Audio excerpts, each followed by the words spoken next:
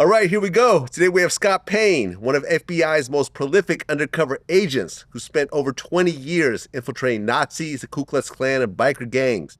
He worked on dozens of cases, and since retiring, he's been recognized as one of the most storied agents since Joe Pistone, a.k.a. the real-life Donnie Brasco. Scott Payne, welcome to Vlad TV. Thanks for having me, man.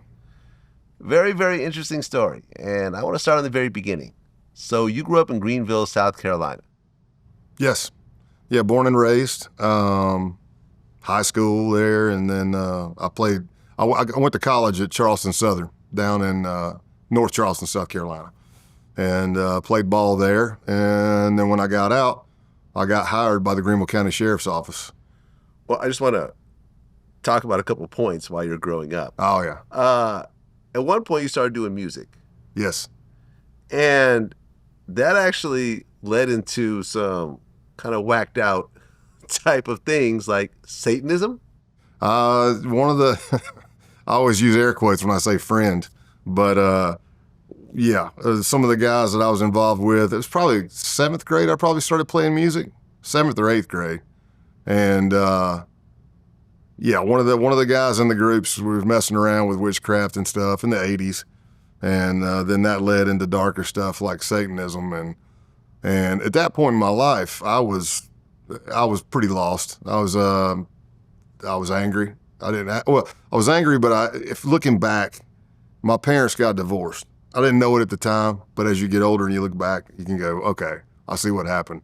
I had this I don't care attitude. Like, hey, are you okay with us arguing and fighting? Yeah, I don't care. But that I don't care went in everything I did. So intro into the Satan, where the witchcraft led to Satanism, and yeah, I was going in full speed. So you were a devil worshiper at one point? Yeah. Okay. Yeah. Any interesting adventures during the Satan worshiping time?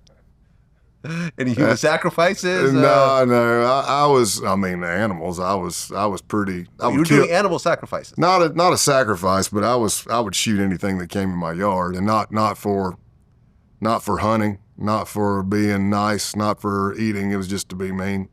So, yeah, like I said, I was in a dark spot. I mean, back then you had cassette players, so you could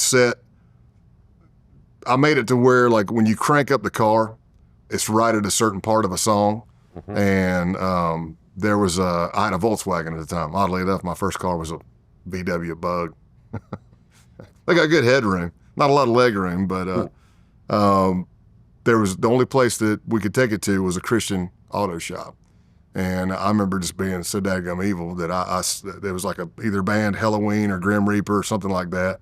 And there's like a satanic part where somebody's talking like a demon or devil, and I'd set it to that. So whenever they cranked up my car, it'd be loud playing that. So that's just pure evil, man. I was not in a good spot. Well, you had a hallucination at one point? I'm not gonna say it's a hallucination. This is what I saw, because I'd only been drinking. I didn't have anything in my system that would make you hallucinate. I had started doing this shtick, if you want to call it that, where I would talk in like a demon voice, kind of like Freddy Krueger, but darker. And I got to the point to where I was getting so deep into that kind of stuff that I was losing my friends. I was scaring people, and I'd watched all the movies from A to Z that were horror at the movie store. And there was this one movie where it was about demonic possession. And what I did is after a night of drinking, not like a lot, we went to a house party. I didn't drive there. I rode with a buddy. And at the end of the night, we were crashing at this house. And I was laying on the couch in a room, and my buddy, one of my good friends, still one of my best friends today, was on the bed. And I did this skit reacting the movie where the demonic possession happened. And I basically, you talk in your voice, then you talk in the demon voice, and it's like you're fighting back and forth. And in the end, you laugh like the demon because the demon wins and possesses the person. And when I did that, as I was laughing like the demon, I was laying on the couch facing the back of the couch. And as I was laughing like the demon, as if the demon had won, I rolled over. And when I rolled over, what I saw was like a watery red image. So if you look at the water, the ripples kind of wave a little bit. It was all red, and there was a demon, if not the devil, I don't know, looking at me smiling with his finger going like this, saying, "Come here." And yeah, from there to the light switch, probably an arm's length, I don't know, a couple of feet. I screamed bloody murder. I was as white as a sheet. I was panting and sweating. And my buddy jumped out of the bed and he goes, "What in the heck is going on, man?" And I said, "If you ever hear me use that voice again, if you ever hear me doing this again, you got my permission." I said something to the effect of, "You got my permission to take a bat and crack me across the head with it, man." And everything in the room just got calm. And he leaned in and he looked right in my eyes and he said, "I told you so." I don't remember him ever telling me that before. For me, that was the spirit coming in, looking at me saying, "I told you, didn't I?" And I didn't sleep that night. I don't know how many miles it was, but I walked to a church that I'd been to before. That was a Saturday night. I walked to church, stayed for every service, and that's pretty much it for me and devil worshiping. I was out. All right, so then by 1993, you're 22 years old. You end up joining the Greenville County Sheriff's Office. Yes. So now you're a cop. Yes. And you start working narcotics. Yeah, I was a uniform patrol for 3 years, so I'm out doing the beats and hopping calls and car stops and all that good stuff. And then I made Vice and narcotics investigator. So Vice in the mid 90s in Greenville County, South Carolina, that would be, of course, prostitution, but gambling was illegal too. So we had that, and then we'd work narcotics. Okay, and you actually started doing buys on the street and so forth? Yes, yeah. I can't remember if I got certified first because it's a little different. I mean, you're at the sheriff's office, but you do go to the Criminal Justice Academy, which is located in Columbia, South Carolina, back then. And you take the 1-week course, Undercover Techniques. And I got certified in that. And then, yeah, I started doing street level buys and stuff like that. And as far as Vice goes, you know, if you get complaints about prostitution, maybe we complain that there's a 2-girl crew that's robbing everybody. Well, we try to order up that 2-girl crew to figure out who it is and bust them. But yeah, I started buying dope and stuff like that on the street. Okay. So those first couple buys, how nervous were you? I mean, you're basically buying drugs, pretending to be a drug addict or a casual user, but you know you're going to bust this person afterwards. Yeah. Well, so street level, at least what I did, is way faster. I mean, it's very fast, right? Maybe we go make a couple of buys, or maybe it's a high drug trafficking area and we're rolling in and we're trying to make a buy, but now we got to identify who we bought from, kind of thing, just to try to thwart the sales on that corner. But yeah, man, I was terrified. I mean, I was probably 260, 270 pounds, and I'm rolling down on the corner to buy a crack rock. I don't look like I smoke crack, man. I mean, you can put some baggy clothes crack on. User. Yeah, and unless I just started or I fell off the wagon. Yeah. So I was scared on 2 fronts. Number one, because I had no idea what I was doing. Number two, because I knew all the senior narcotics investigators were watching me, and it's a tough crowd, you know. And I was like, "Oh, don't screw this up, don't screw this up." But they were like, I said, "I don't even know what to do." They said, "Man, just roll down, pull up to the corner. They're going to run up to your window and just tell them you want a 20. That's it." Because crack was big then, and crack's coming back. That's what I hear. Making a comeback. It's better than fentanyl. Yeah, right. Yeah, I know. But I rolled down there, and because a crack rock at that point in time was about $20. And I rolled down to the corner, and they come running up, the corner drug dealers, and they're like, "What do you want? What do you want?" And I'm like, probably my voice was very high, probably like a 20, you know, I want a 20. And then he's like, "All right, man." And I bet you I cracked the window that far. It's like I was sticking the $20 bill into the vending machine, you know what I mean? And then I think he yelled at me to roll down the window so he could actually hand me the rock. It was probably soap, who knows? I'm a 270-pound white guy trying to buy crack. He probably gave me soap. But it's, as long as you're representing it, at least in South Carolina, if you're representing it as crack cocaine, you can still charge them with that, yeah. That was my first drug buy as an undercover. Now, when I was a teenager and stuff, yeah, weed, I'd go buy weed and stuff like that, but I'd never bought crack. Well, you're part of the sheriff's office, but at one point you decided to join the FBI. Yes. Really back then, I do not remember thinking that I wanted to be a federal agent, but until later in my career at the sheriff's office. But what you kind of start looking at, or a lot of my peers were looking at, is where are you going to be in 5 years pay scale wise? Because a lot of your counties, the county council will give themselves raises every year, but they won't give raises to the cops or the first responders. They'll raise the starting pay rate. So it's very, I mean, it's sad, but it's almost comical that you could work your entire limit of, say it's 30 years. You're never going to reach your maximum because you're not getting the raises. But they raise the starting pay, so at some point you could, if you got a 4-year degree, you could quit, come back in and make just as much money or maybe a little bit more. Wow. So you're getting trained by a 2-striper or a 3-striper, and they're letting you know they're not happy that you're making as much money as them. So I started looking at where would you be in 5 years, and through the experience of being a narcotics officer, I learned more about the FBI from my supervisor at the time, and I applied with the FBI because in 5 years in the FBI, as long as you don't get fired, which pretty much just don't lie, at least that's the way it used to be. You know, if you lie, then you're done. But you can do all kinds of horrific stuff, and then they'll be like, all right, 30 days on the bricks, but in mitigation, you told the truth kind of thing. You were going through a hard time. But in 5 years, you're GS-13. So you're making good money. And I applied with them first because I heard it was harder to get hired by the FBI. And that's where I started. And I never got to fill out another application.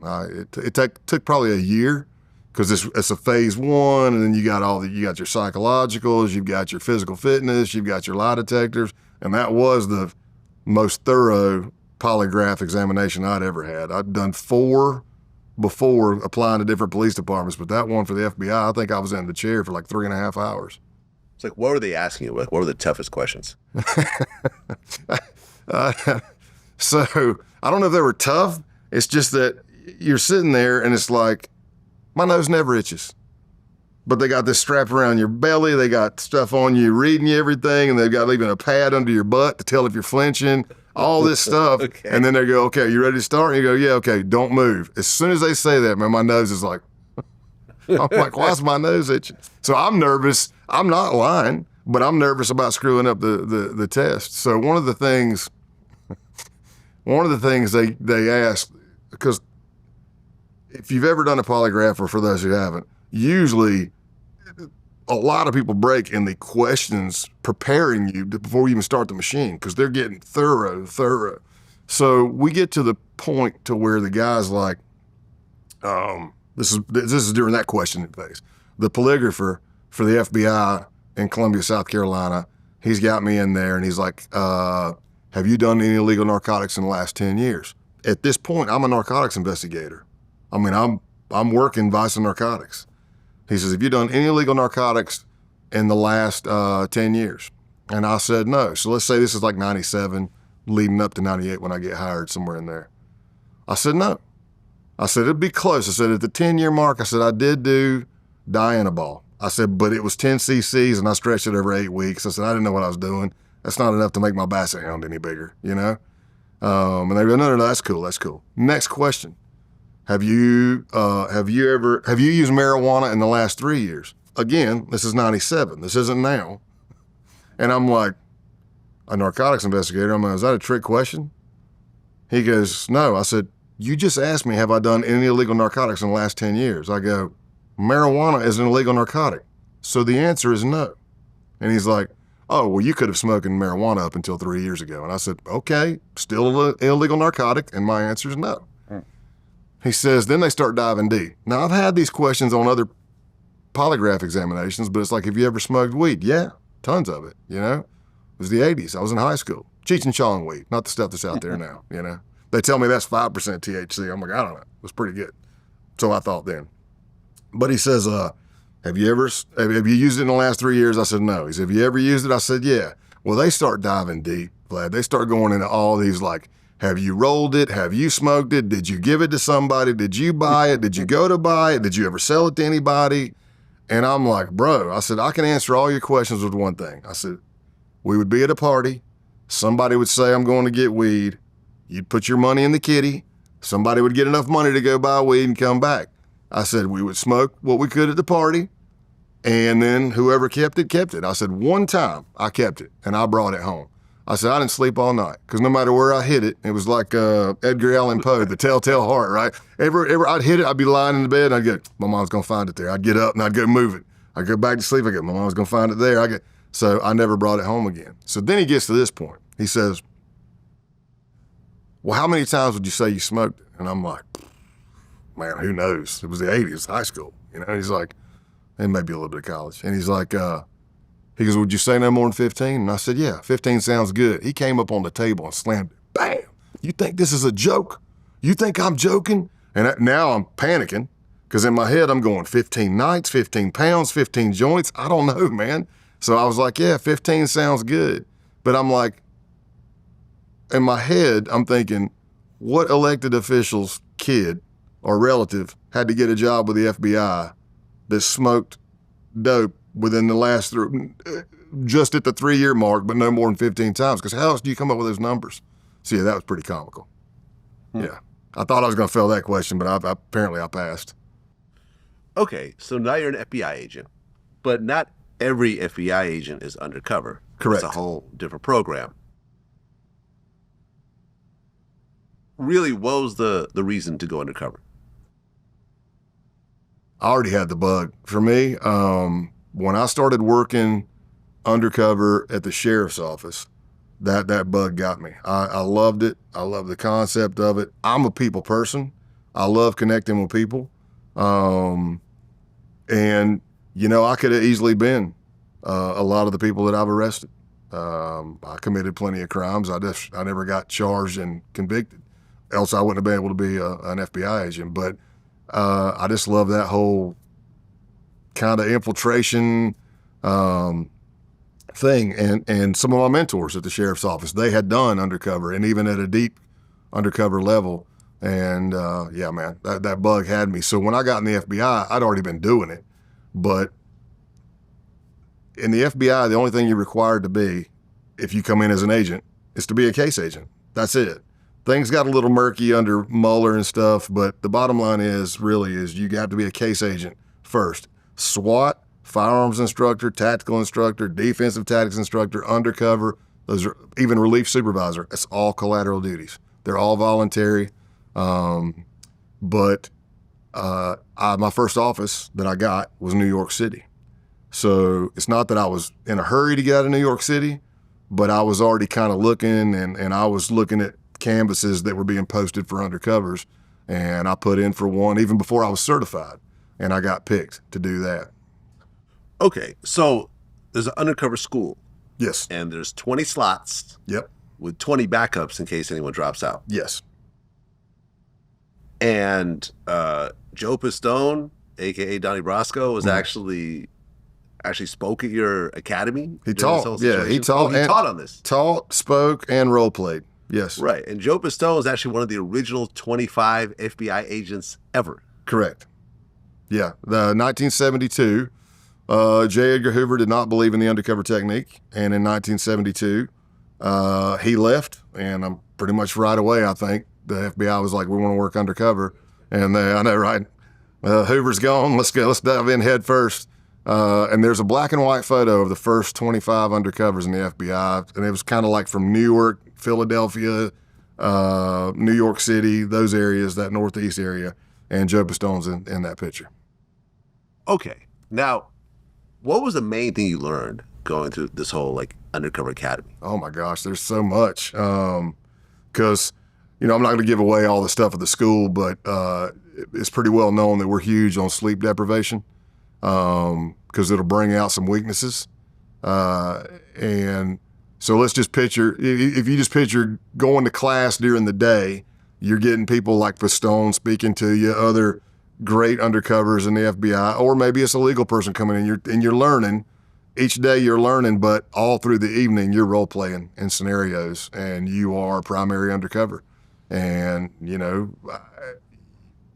some you do okay in, maybe. Some you bomb and you die, and it's all right. Buck up, little camper. It's time to go back. But yeah, it's a 2-week school with no days off. And I learned a lot. I mean, one of the big things I learned was don't bluff. Know your background. Whatever you're saying, it needs to be believable. Whatever your legend is. Hopefully you learned your weaknesses as well. So my skill set, if somebody asks me to go undercover as a doctor, I'm saying no, because I don't know anything about it. You know, I'm not going to Wall Street. That's not my gig. My skill set leads me to violent gangs, domestic terrorist groups, murder for hire, stuff like that. Well, there's certain rules for undercover agents. Mm-hmm. You can't be involved in any acts of violence unless it's self-defense. Correct. Were you involved in acts of violence? Yes. Okay. Give me an example of like the worst situation. Well, it'd just be a fight. It'd just be a fight where, I'm undercover and something breaks, and now next thing you know, you're in the middle of a fight. So, or maybe you're in a group like the Outlaws Motorcycle Club, and they're beating somebody up. Well, they're beating one guy, and there's 4 other dudes standing there that's this person's friend, and now everybody's in a fight. Well, I'm in the fight. So you jump in. Yeah, but I have to articulate. I mean, in my head, I need to be able to, it's all about articulation. Right, but that's not exactly self-defense. No, not in that one. Not in that one. But in that particular instance where the guy was being beat up, I jumped in and I articulated in my report what I was doing. I looked like I was fighting, but I was actually helping. I was keeping them safe. Okay. Like I was picking up the friends and throwing them back. Like if you see the recording, I'm like, back the F up, and I'm tossing this dude, tossing that dude, and then, the one guy that was getting beat the most that started the whole fight, he comes back. He's like a schizophrenic drunk, man. He's like, hey man, I'm sorry. Yeah, you guys are good. I'm sorry. I'll kill you. And I'm like, what? I'm like, are we hugging? Are we fighting? You got me all. And he came back and charged me. So when he charged me, I did it's just fighting techniques and took him down. But what I did is when I went to choke him out, I looked and there's blood everywhere, and I kind of did a thing where I picked him up and I'm like, this dude can't even hold his own blood. So I'm articulating in my report that I was actually helping. Now, you can't come up with a criminal idea because that would be entrapment. Correct. So if someone else says, hey, I want to buy 100 kilos of cocaine, you could say, cool, let's do it. But you can't say, hey, let's buy 100 kilos of cocaine. Yeah, you don't want to lead because I guess the best way for me to say it is this. The undercover technique in the FBI is considered a sophisticated investigative technique. It's right there with a wiretap. It's very intrusive. The evidence is overwhelming. And if you do the undercover technique right, the thing is the evidence is so overwhelming, the defense attorney, the defense team, all they can claim is entrapment, which you should be able to thwart pretty easy if you've done your job. Or they try to make you look like a piece of trash on the stand.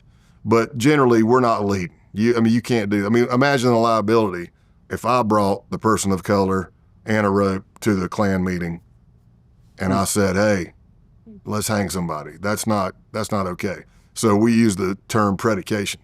Are you predicated for drug deals? The case team should have already developed that intelligence and to show that you're predicated.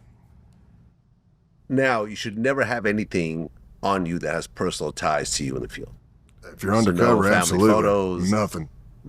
Nothing. Not even dry cleaning receipt in your clothes. Not even prescriptions. Yeah. So that's nothing the FBI did for me. But when I was doing a lot of my deep undercovers, my doctor knew that I did undercover, and I remember being sick, and I was undercover deep somewhere. I think I was in Oklahoma.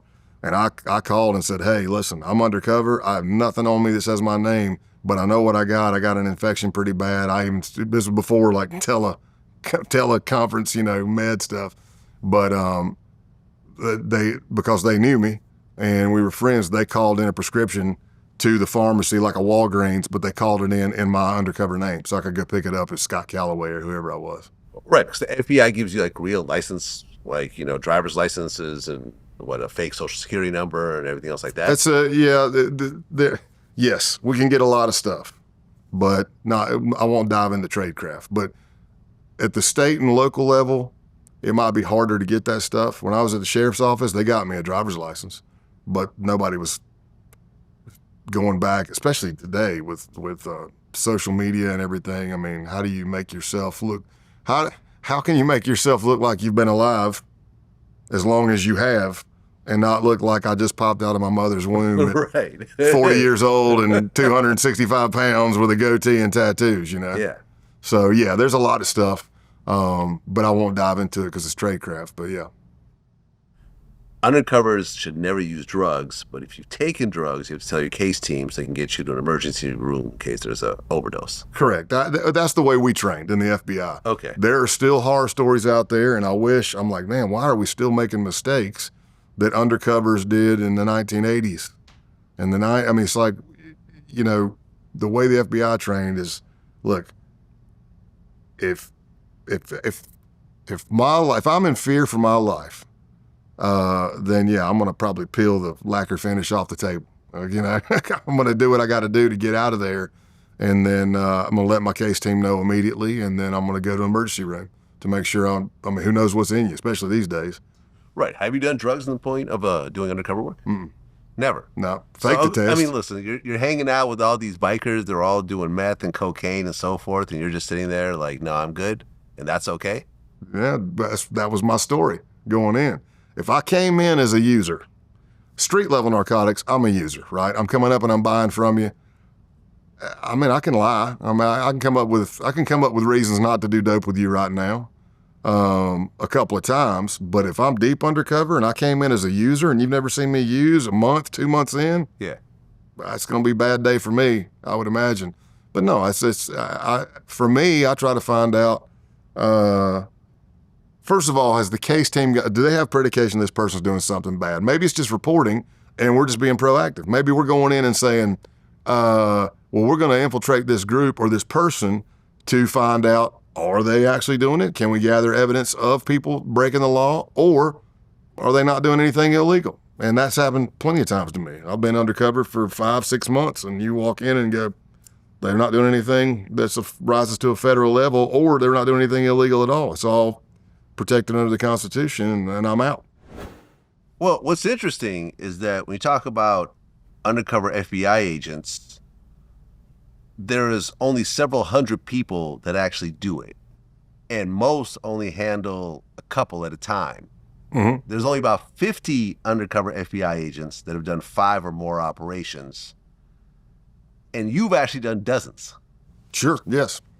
Yeah, that's the way we used to explain it. I retired in June of 21, so I don't know what's changed since then because I'm not there anymore. But generally, if you said, okay, well, let's go back to the school. I got certified in 2002. I role played and or taught and or was a counselor or whatever at that school from 2003 until I retired. I probably only missed a handful of schools. I've never known of or witnessed 100% graduation. And it's not that it's hazing, and it's not that, it's just this impossible thing. It's just that some people aren't cut out for undercover. And I think that adds credibility to the actual certification process itself. But going from that to the ones that do get certified, in my opinion, if you're blessed enough, then let's just say in the entire FBI, let's say you got 11 to 12,000 agents, and only 600 are certified undercovers. When you ask how many of you have been the primary undercover on one case, that number dwindles down. If you say how many of you have been the primary on one, more than one but less than 5, it dwindles down more. But as you said, you get to 5 or more, especially 10 or more, yeah, you're down to, I don't know if it's 50 to 90, but generally, if you're active, we all know each other because we all participate in the program. We know who's active. We go back to the school and help put it on. Like, how many FBI agents have done as many undercover jobs as you have? Oh, I don't know. Here's what I'll say, and I try to say this on every interview because it comes from a humble place for me. There are men and women out there that have done way more than me. They've been in more harrowing incidents. They've done some crazy stuff, or just look at the different, I don't say genres, but look at the different crimes, right? You can have people that are doing big time espionage stuff, big time foreign counterintelligence stuff, or big time Fortune 500 white collar stuff. But, I know my group, like when I was working domestic terrorism, even as an undercover coordinator, if something came in on an undercover operation that we were working, I'd be like, look, okay, I just had a text group, and I'd be like, hey, it's country. Here's the dates. This is what we got. No need to respond if you're not available, but if you are and you're interested, give me a shout. And because it's a small group. I mean, you're doing very dangerous work. You're dealing with cartels, you're dealing with murderers, you're dealing with people who don't want to do life in prison. How often do undercover FBI agents actually get killed? I mean, we know about the Kiki Camarena story. Yep. Right. He wasn't actually undercover, though. I don't know. That's DEA. I've heard different sides of that story. But what I'll tell you... It is DEA. Yeah. But you guys are somewhat related, yeah, right? Very, very, very. Yeah. I mean, we're Department of Justice. But what I will tell you is no certified FBI undercover has ever been killed. Ever.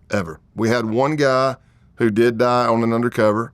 But to my knowledge, the way they explained it, and he's on the martyr wall, and may he rest in peace, but he was not a certified undercover. And again, I think that goes to the credibility of our certification process. Okay, well, by 2002, you actually get transferred to Texas, and you start working against the Zetas cartel. Yes, that was more as a case agent, though. I was on that, down on the border, I was running the operations as a case agent and working against the cartel. But yeah, absolutely. I mean, I was on the border for 6.5 years. Right, and when you talk about the cartel, kidnappings, torture, electrocution, beatings, burns, like that's regular in their world. Yeah, it was when I was down there, yes. Cartel, at that point in time, OZL Cardenas was the head of the Gulf Cartel. And if you're working the border, I was on SWAT. I provided, or I should say, I led the tactical and firearms instruction for McAllen, Texas office and the Brownsville, Texas office. And so you have like working groups with Mexican military, Mexican government, because even if we know we may have cases on some of them because they're dirty, but we still need to have some kind of open line of communication. So we actually have a position in the FBI down there that's called the Border Liaison Officer. So that's what you're doing. So if we get a kidnapping, let's just say it's you, and say your family calls into the FBI, and I take the call, or it comes to my squad, and they're like, "Hey, Vlad's been kidnapped. We know that he was taken, and now they're calling us, and they want $200,000."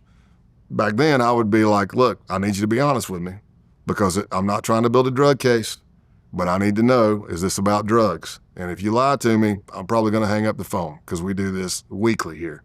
And they'll deny it at first, but then we get to brass tacks and say, "Look, I'm trying to recover your son.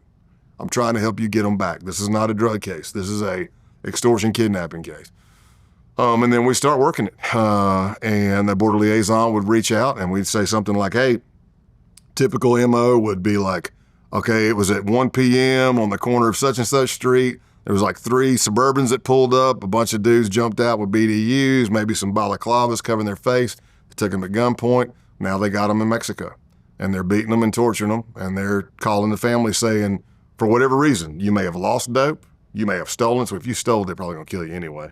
But they're saying, let's just say in this case, they want $200,000. So now I'm sitting with your parents or your family, and I've got recorders, and we're trying to do everything, but they're only using your phone.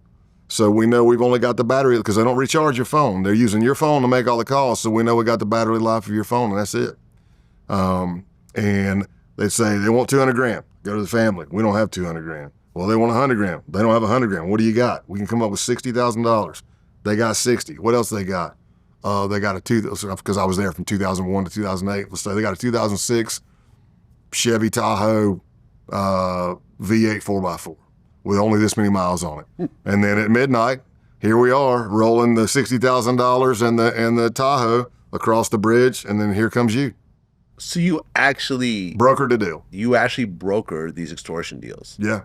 So the FBI gets involved in actually doing the trade, the money yes. for the hostage. Yeah, and under OZL Cardenas, as violent as the cartel was, at least there was kind of a, SOP.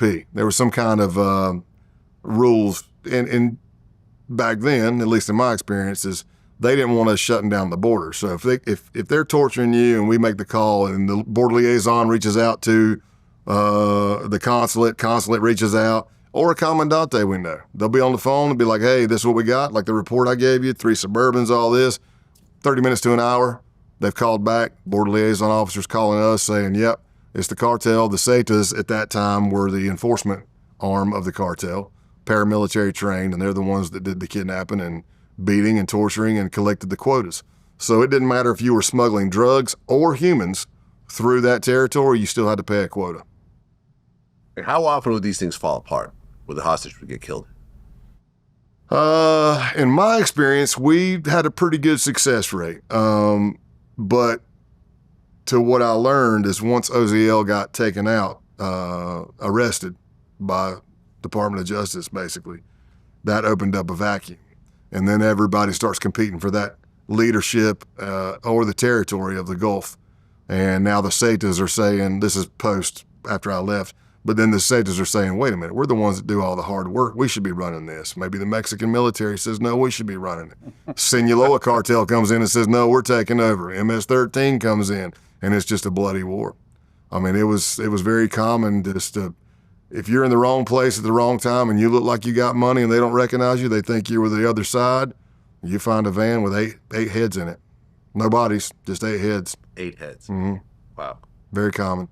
But one of the cases before I left, it was 3, I don't say kids, but it may like 19-year-old, 20, 21, and they were just mules, but they were in way over their head.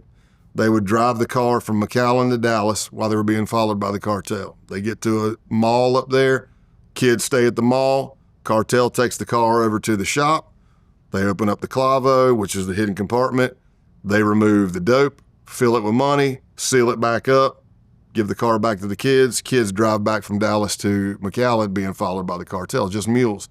Well, the car showed up and the cartel found out that they were missing well over $100,000. And those 3 kids got kidnapped. And now we're working that one.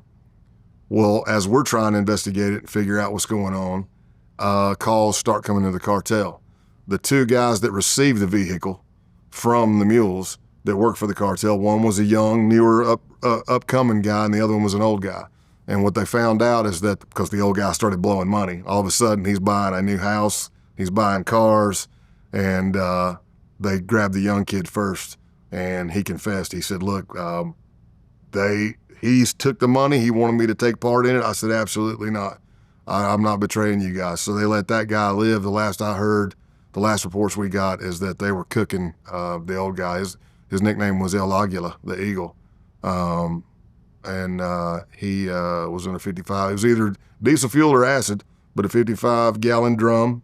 And either his fingers or his entire hands had already been chopped off. And he was being tortured, and they cooked him. They make him human soup, El Guiso. That's a thing, human soup. It was then. And they would eat it? No, they just turn him and they just liquefy you. Okay. Turn you into soup, yeah. Okay, so then by 2005, you joined something called Operation Roadkill, Yes. where you went undercover with the Outlaws Motorcycle Club. Mm-hmm. Now, these guys have always had to be for the Hells Angels. Yes. So you're basically signing up to a war. Especially in the Boston, Massachusetts area, because Boston, north of Boston was Hells Angel territory. Boston south was Outlaws territory, but if you get to Cape Cod, it's Hells Angels territory again. So yeah. Okay, and you were dealing with the president of the Outlaws, Joe Doggs. Of that chapter, the Taunton chapter. Okay, so how did you get into the Outlaws? Because this is a 1%er club, right? Yes. This is not just a bunch of, dads riding motorcycle on the weekend. No, it's top 4. Top 4 1%er clubs would be Hells Angels, the Outlaws. It's probably going to be Banditos 3rd and probably Pagans 4th. But definitely Outlaws and Hells Angels are your top 2. Mongols somewhere in there also? Yeah, Mongols are smaller, but yeah, it'd be right there getting close 5, to the 6. Pagans, yes. Okay, so were you actually an Outlaws member at one point? No, what we did, my legend, the option was there. And if I'm being transparent, which I always try to be, my ego would love to have one of those cuts, the leathers of being an outlaw. But look at it. Let me explain it to you another way. In all the years of infiltrating biker clubs, how many law enforcement officers have infiltrated 1%er clubs and gotten patched in? There's a ton. Really? But how did the case turn out? Did the case fail? Did the undercover lose themselves? Did the case go to crap? Did the source crap the bed? Did somebody lose their life? Did you lose your marriage? I'm just saying they're not all success stories. What I did is decided to go in. I made myself attractive in certain ways so they would call me over kind of thing, because the Boston field office, the case team, had some really good intelligence on the members they were targeting, and I used that intelligence to help me be successful in my infiltration. But what they eventually found out is, at first I was a site survey specialist, because you hear my accent. What am I doing in Massachusetts? Because it's not landscaping. That's not going to bring me up there permanently, unless I like doing ice sculptures and snow shoveling most of the year. But I came in as a site survey specialist because I could sell that. I could make it look real, talk legitimately about it. Gave me a legitimate reason to be there. And after we started getting to know each other, and they had called me over to talk to them, kind of thing, what they learned is that I was actually a high-ranking member of an international theft ring, because I was based out of McAllen, Texas. And all I was speaking was truth. I knew, because I worked with Texas Department of Public Safety and their auto theft units and all the stuff. I knew the game of stolen goods going into Mexico. And you could trade them for dope or money or whatever. Okay, because at one point, a Hell's Angel leader got killed. Yes. And that was somehow related to what you were doing? Yes. We never pinned it on them, as far as I know. Maybe later years, I never heard that we did, but during that's their arch rivals. There was a Bridgeport, Connecticut Hell's Angel president for the Bridgeport, Connecticut chapter, I guess. Apparently the Hell's Angels was riding up the highway, and a green truck pulled up next to him and just opens fire, kills the president, injures another Hell's Angel, but that guy didn't die, and that's how we found out it was a green truck with Florida plates. But through our case, we knew that outlaws from Florida were up in the area because they were hanging with the Taunton and Brockton, Massachusetts outlaws. So we knew some of the names. And at that time, the Boston office had a wiretap going on several members, and I might even call in to help light up the wire, as we say, tickle the wire. Call up and be talking to them. They're like, "Hey man, things are high here right now. If you come, you need to be strapping." I go, "Well, I'd have to pack that. I'm flying, but I'd rather not bring any heat on me. If I come to town, you think you could hook me up with a piece and a vest?" And they were like, "Yeah, absolutely." Well, at one point, they actually thought that you were an informant. Yes. You got strip searched? Yep, at gunpoint. Okay. But you actually had recording equipment on you. Oh, I was wired. Yeah, I was wired pretty heavily, because this is a year and a half in. So the first year and a half, they find out I'm an international theft ring, maybe even the leader of it, right? I have truck drivers that work for me, coming from Mexico or whatever. So it started with them reporting vehicles stolen, their own vehicles. They'd say, "Oh, I got stolen." Report that to insurance. They get the insurance money. I would pay a stolen price for those vehicles. Started gaining their trust. Mm-hmm. After several jobs, then it became, "Hey, we just carjacked somebody. We took this at gunpoint. We almost killed the dude. This thing is screaming hot. It needs to get out of here. I got it. Don't worry about it." We load it up on a semi, take it out, kind of thing. Then it became, we'll just stealing it. I got an F-350 quad cab diesel. Just freaking took it off the lot. All right, I'll pay you for that. Get rid of that. So as that starts going, you start gaining more trust, and then there's fights, and they see how you behave in fights, and there was gun talk and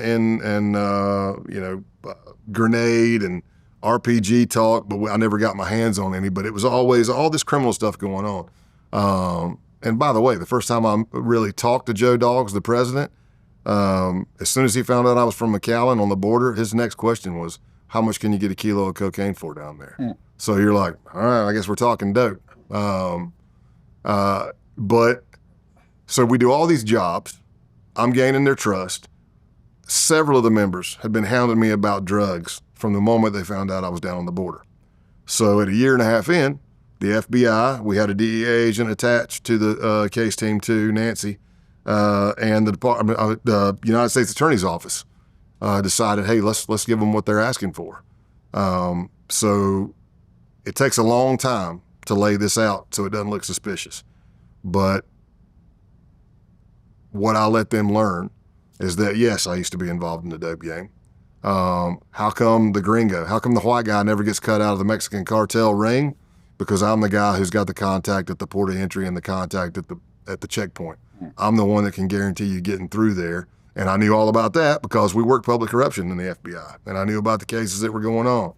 Just to turn your head at the checkpoint, $10,000 to $15,000, just let you go through. So now it's a year and a half, and we lay out this whole plan that we're going to do a drug deal, basically drug protection. My contacts from the cartel are going to bring a dope load up. People from Canada, cartel, are going to come down, and we're going to do this drug deal. Unfortunately for me at the time, for all of us at the time, I believe Jack Garcia has been on this show. Jack Garcia, retired FBI agent, also New York Times bestselling author. He did a bunch of like mafia type stuff. So Jack Garcia, Joaquin. Yeah. There. Yeah, he has been on the show. Yeah. So yeah, Joaquin, Jack Garcia. Yeah. So Jack back is in 2023. Jack's a mentor, friend as well. Got it. And they took down a case he was doing, and somehow out of Florida, it involved dirty Boston cops as well. And all over the news was taken down for a drug protection. Same type of deal, drugs, trucks, and I'm going, oh man, I'm like, we worked so hard to lay this thing out. And now it's all over the news. So now I'm trying to use any verbiage that doesn't say drug protection. I'm like, security. We got to make sure everything's okay because I didn't want it to sound or look like anything that was on TV right then. But it's just, it just happens. The big case gets taken down. It's all over the news. And there I was deep. So we set up a deal. They wanted to help. And really, Joe Dogs and several other members wanted to meet my contacts because what does a drug dealer want? If you're a drug dealer, you want the most pure drugs you can get for the cheapest price you can get it at. So if you've got a pipeline straight from the cartel, you're going to get some very pure stuff, and maybe you can step on it, double or triple your money. So we were lining that all up. And the night before the operation, Joe Dogs said, hey, why don't you come by the clubhouse? Well, for your listeners that don't know, and especially in the 1%er world, there's a mandatory weekly meeting in the biker club, and they refer to that as church. So they were having their church meeting. I think it was a Wednesday night. Yeah, I think it was a Wednesday night or Thursday night, either one. But he says, hey, come over. Well, also the United States Attorney's Office, the assistant United States attorney working the case was like, hey, Scott, are they talking about this kind of stuff in the clubhouse, like about this drug deal and how they're, I said, yeah, I'm pretty sure they are. And he goes, it'd be great to get evidence of that. So of course I say I can do it because that's what you do as an undercover. So I show up to the clubhouse and it's, I'm knocking on the door. It's nighttime, which is really the beginning of our shift. And I'm knocking on the door, and Joe Dogs comes up, cracks the door, sticks his face through it, and it's like, hey, we're not ready yet. Well, I was kind of like a smart ass. I'm like, well, why did you tell me to come then? So he tells me to take a probate or a prospect, whatever you want to call it. He goes, take OB, y'all go down, get something to eat, come back. I'm like, all right. So we go get something to eat, get a drink. I come back. Now I go in the clubhouse. Again, it's the night before the op. They don't know it, but we've got 40 kilos of real cocaine, 1,000 pounds of weed, and that's what we're going to move from one truck to another. And they call me into the clubhouse. I go into the clubhouse, and for this clubhouse, if you're not a patch member, you're not allowed to answer the phone. You're not allowed to touch the door. This door is heavily fortified. It's got deadbolts. It's got metal hooks welded on the frame with a steel bar across the door. So I'm in the clubhouse. I've been in there, man, I don't know, 20 times. Who knows? I've been in that clubhouse a lot in a year and a half. And I'm well trusted. And back to your question of patching or not patching. At some point I might have, but the way I explained it to my case team was this. If I'm patching and I'm a probate and they say, hey, Tex is what they call me, Tex. They say, hey, Tex, go get your stuff. We're going to go jack this guy. Can I say no as a probate or a prospect? Not really. Yeah. Can I say, no, you guys go take care of that. Bring me the vehicle. I'll get rid of it. No, you have to get involved. I got to get involved. Put in work. Yeah. Or I'm going to get beat down or kicked out or both, right. Or worse. Who knows? So we were able to get everything we wanted evidence-wise by me being who I was and doing what I was doing. So now let's fast forward or get us back up to the point to where I'm in that clubhouse the night before the op. I'm in there, and at this point, at a year and a half in, my closest relationship was a guy named Scott. My second closest relationship was Clothesline. He was the enforcer. And then my third was Joe Dogg's the president, if I was ranking them, and then everybody else after that. Well, I'm in the clubhouse. I'm drinking my Jack and Cokes, as always. And Clothesline comes up and says, "Hey, Tex, you got a minute?" And I said, "Yeah." There's only one door I'd never been in. And he walks me through that door. And as we're walking through that door, I see that it's a very tight stairwell down to basically a crawl space. I mean, you can stand up. It's not a basement, you know? It's like a little shop or something. But you start having that adrenaline dump because as I'm following Clothesline, another outlaw walks in right behind me, and I'm like, oh, man, this is not good. Something's not right. And, of course, I'm wired to the hilt because it's a year and a half in, and I'm trying to get evidence. I've got a video audio recording device. I've got an audio recording device. I've got a listening device. I got all kinds of stuff on me. This is not like old school devices where it's like a wires running down the middle of your chest. No, not at that point in time. These no. are just like a little pen or a little button or Could something be. like that. Yeah. You're not going to say? I won't give away the Tradecraft. Here's what I'll tell you. Circa 2007, 2008, compared to what you can do now, you can do all kinds of stuff now. Oh, yeah. It's just like technology. Sure. You know, the recorders are getting smaller, the phones are getting smaller, the terabytes getting smaller, but it has like 3 terabytes on it. But I won't give away too much. But now at the narcotics days, yeah, I did the wire. Tape up the wire on your chest. I mean, think of your first undercovers like Joe Pistone and those guys. They had to carry a thing called a Nagra. That thing's like the size of the old recorder. Where do you fit that? Yeah, where do you fit that thing? And it's hot. And it's hot. And it makes clicking sounds when it finishes, you know? You know, what are you going to do? I'm like, man, I'll be wearing some baggy clothes. I don't know where I'm going to hide that thing. But so I go, and he says, "Hey, you got a minute?" And we go down into the basement. And he tells me that there's a lot of shit going on, and it's his job to take care of his brothers because he's the enforcer. He says, "I need you to write down your full name, your date of birth, your social, your address, everything." And he says, "I'm not going to ask you to write down your kids' names because I told him I was married and had kids. And I'm not going to ask you to write them down, but it's not like we can't find out who they are." I said, "All right." And he says, "And then I'm going to need you to take all your clothes off because I need to check you for a wire." So because of the adrenaline dump and the stress of the situation, I forgot my middle name. I mean, I know the alias. I built it. It's me. I've been in for years and years, but because of the stress, I forgot my middle name. And when you have that adrenaline dump, it's like if you've ever been through anything traumatic. It could be a car wreck, how everything slows down, like time just slows down. I've been there. Yeah, auditory exclusion, everything is going whoosh, whoosh, time dilation in your eyes. But I finally remembered my name. Didn't realize I was giving distraction techniques while I was trying to figure that out. At one point I said, "And what else do you need?" And they're like, "What?" I go, "My name and what else?" Well, then I hear them scream up to a probate saying, "Hey, what do you need for that website?" And I'm like, okay, I know they're going to run me. All right, that's fine, but I'm wired.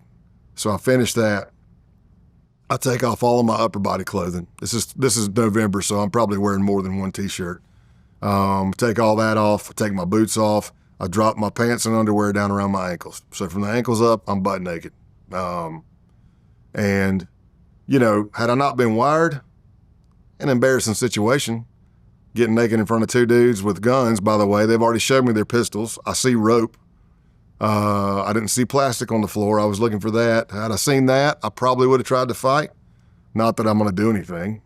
I mean, just picture, church just ended, right? So I'm now down in this crawl space, small basement with 2 outlaws. No, I'm not free to leave. Clothesline's this close to me. Chocolate Scott standing on the steps so I can't get out. And again, they've shown me their pistols. And even if I, by some miracle, got past them and I get upstairs, it's like 10 more outlaws in there with a locked door. You know, what are you going to do? Yeah. So I do what I was trained to do. I talk. I try not to vapor lock. I'm trying to find out information. But had I not been wired, it'd have just been embarrassing, but I knew I was wired. So he checks me thoroughly. And then I pull my pants back up, my pants and underwear back up, and he grabs a piece of clothing. I think I'm done. And by the way, if you hear the recording, I do not sound like this. You know I'm scared. The first time my wife ever heard it or watched it with me, she was bawling because I don't think it was so much because it was just hard to listen to kind of thing. She knows me. She knew by the sound of my voice how scared I was because it's way higher. My throat's tighter. I'm talking through my nose. My diction is terrible. I'm trying to figure out I'm having an oh shit moment, you know? So he passed me down. I pull my pants back up and then he grabs that piece of clothing. And he's like, hey, I'm not going to find anything in here I don't want to, right? Like some pictures of my old lady, and he kind of giggles, and I go, I hope not. And there was a recording device in that piece of clothing. And he starts working his hands over it while he's looking at me. And he's getting closer and closer, and he's kneading it with his fingers, which, you know, I won't say what it was and where it was at, but let's just say if he would have kept going up the clothing, he would have felt something. And you can even hear me in the background. Again, I don't know how I do it, but you hear me go, because I'm just standing there watching. I'm not free to leave. And he looks right at it and misses it. Okay, so let's just say in this situation, he finds the recording device, Mhm. pulls out a gun and shoots you in the leg. Does your team then swoop in and arrest everybody? Probably, yeah, if they can hear it. So your team is sitting there listening to what's happening. I didn't think so. And this is why. Because every time I'd been in that clubhouse, to my understanding, they couldn't hear me. Whether it was the walls, the equipment, the area. Since you're in the basement. Yeah. So, I mean, look now, it's 2025. I got like great service, but I can walk into one building and I got no signal at all. You're right. Right? Yeah. So yeah, I think what you're going to ask is what I get asked a lot is this: what would they have done had they found it? Or what would I have done had they found it? And I remember it like it was yesterday. I had two responses. The first response would have been probably a joke, because that's a defense mechanism, but I'm a jokester anyway. If he would have said, what is this? I would have said, I don't know, some pictures of your old lady, because he already threw me that bone. The only other thing I had to say, Vlad, was the gig is up. I'm an undercover FBI agent. Right. And I can walk out of here and we can see each other in court, or all hell's going to break loose. But going back to what you said, I thought it would have been a bluff. But what I found out that night when I turned in my equipment is two of the main case team, there was two task force officers, Sergeant Higginbottom with the Massachusetts State Troopers, Detective Cummings with Brockton PD. Whatever happened in that first interaction with me and Joe Dogs made them think something was up, and they had gotten to where they could hear it, and they heard everything. So the way they tell me is, while I'm being stripped at gunpoint, they're radioing back to Boston to whoever's there and whoever's going to be working, telling them, and they're like, hey, they got Scott in the basement and they're stripping him and he's wired, and we can hear it. They were on their way with blue lights and sirens. The way Joe and Higgy told me is that they had been in the clubhouse before on just local law enforcement stuff or whatnot. So they knew about the bar on the door and stuff. So they had strapped up, put their vest on and everything. Their plan was, if they felt it was time, or I gave some signal, or they found it or whatever, they were going to drive the van into the wall right beside the door to breach around the door. Yeah, man. So yeah, I mean, that was a crazy night. Well, you ended up passing that test. Mm-hmm. And the next day there was $1 million drug deal. Yeah. Which you participated in. Yes. And the result of this whole situation was that 15 members got arrested. Yes, not just on the drug charge, but there was extortion. The crimes that were uncovered, of course, we had the insurance fraud, we had theft of auto, carjacking. I said extortion. I think there was some prostitution in there. I don't know, but the drug charge was huge because they were running a wiretap, and I was doing things as well, but they were able to put a decent amount of dope being sold and smuggled, distributed by them. Well, by 2009, you ended up moving to Knoxville, Tennessee. Yes. And that's when you got involved in Operation Poetic Justice. Yes. Yeah, that was a crazy one. Okay, so poetic justice. What was the main goal of this operation? It was public corruption. We had lots of reports of systemic public corruption in a couple of police departments / sheriff's offices up in that area. And like I said earlier, we're being proactive. I mean, you're getting all these reports, but sometimes, well, a lot of times from what I saw, in public corruption, and you'd be interviewing somebody and they're like, okay, I know for a fact Scott Payne's dirty. Okay, well, how do you know? Well, because my sister's brother's daughter dates this guy, and his cousin said he saw Scott doing dope. And we're like, well, boy, we got to close that gap if we're going to charge somebody. So we had years of reporting, and we went and interviewed a source. I just got assigned to that squad, but I'd only been in Knoxville for about 6 months. So exposure-wise, nobody knew me. I hadn't made any arrests, really.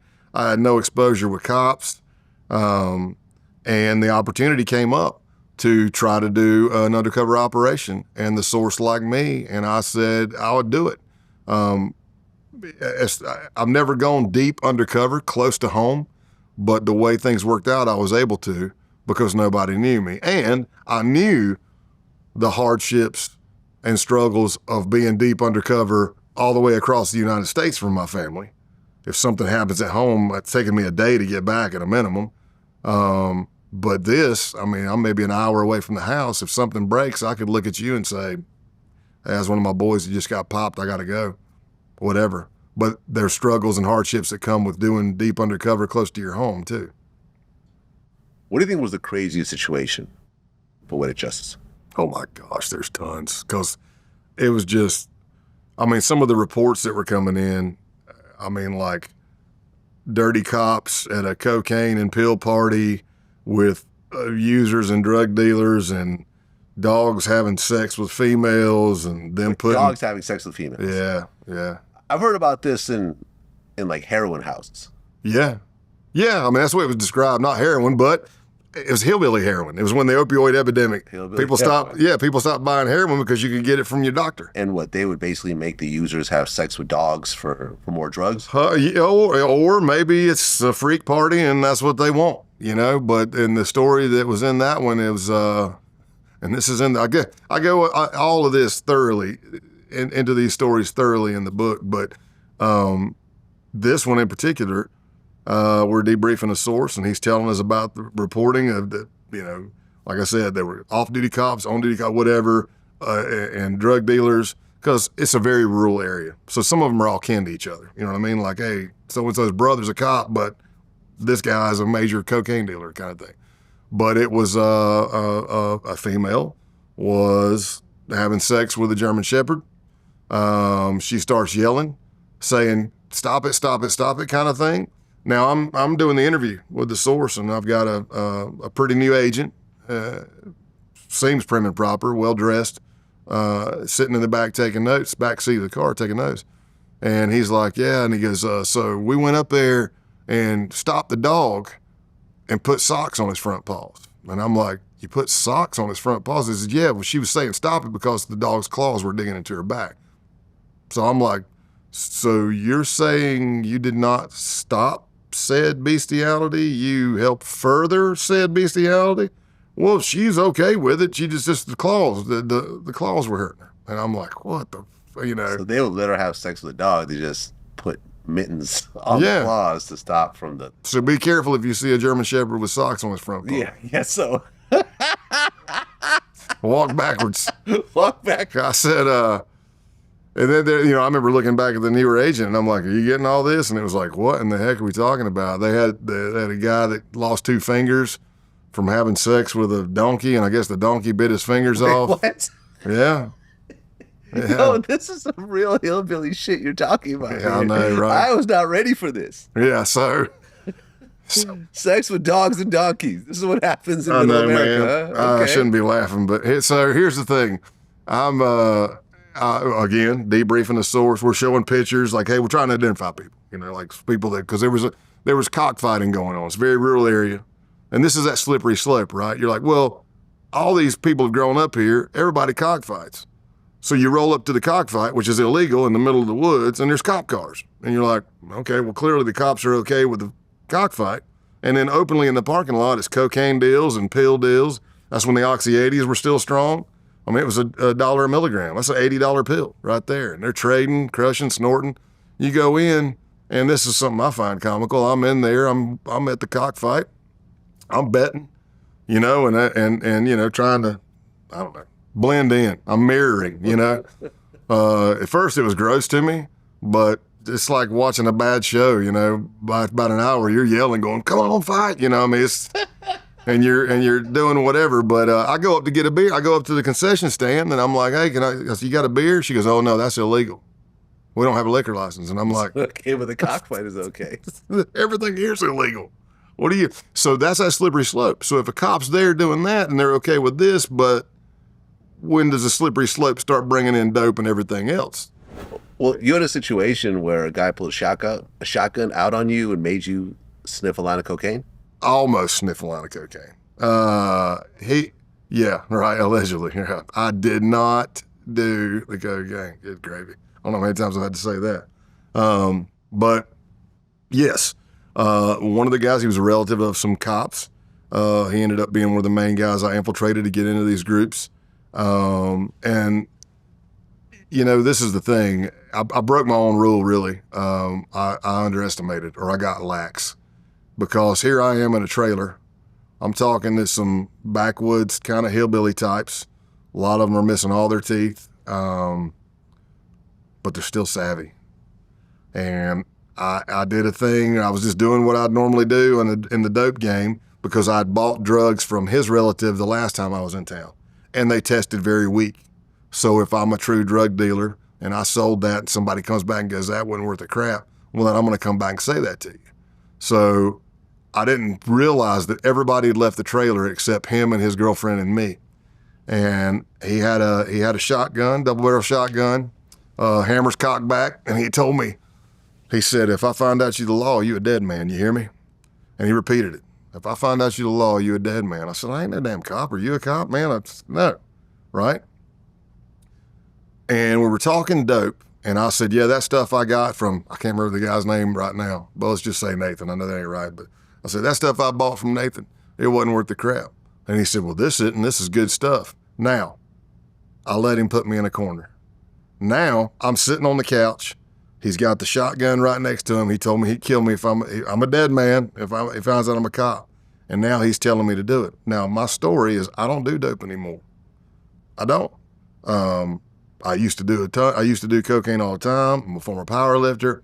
It's not too far from the truth because, I mean, I was taking all the over-the-counter speed stuff like hydroxycuts, everything else, ephedrine or ephedrine, however you want to say it. And I said I don't do it anymore because it'll give me a panic attack or it messes with my heart. That was my story.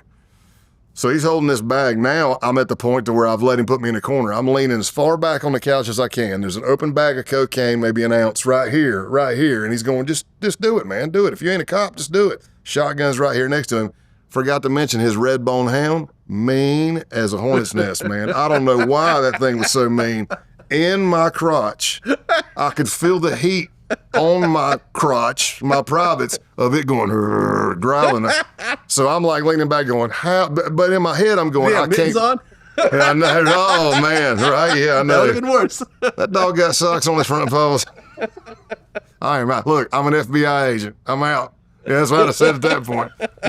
This case is done. Yeah, I'll take you. Look, I'm an undercover. You got me. I'm out. Case team, come on in. This is ridiculous.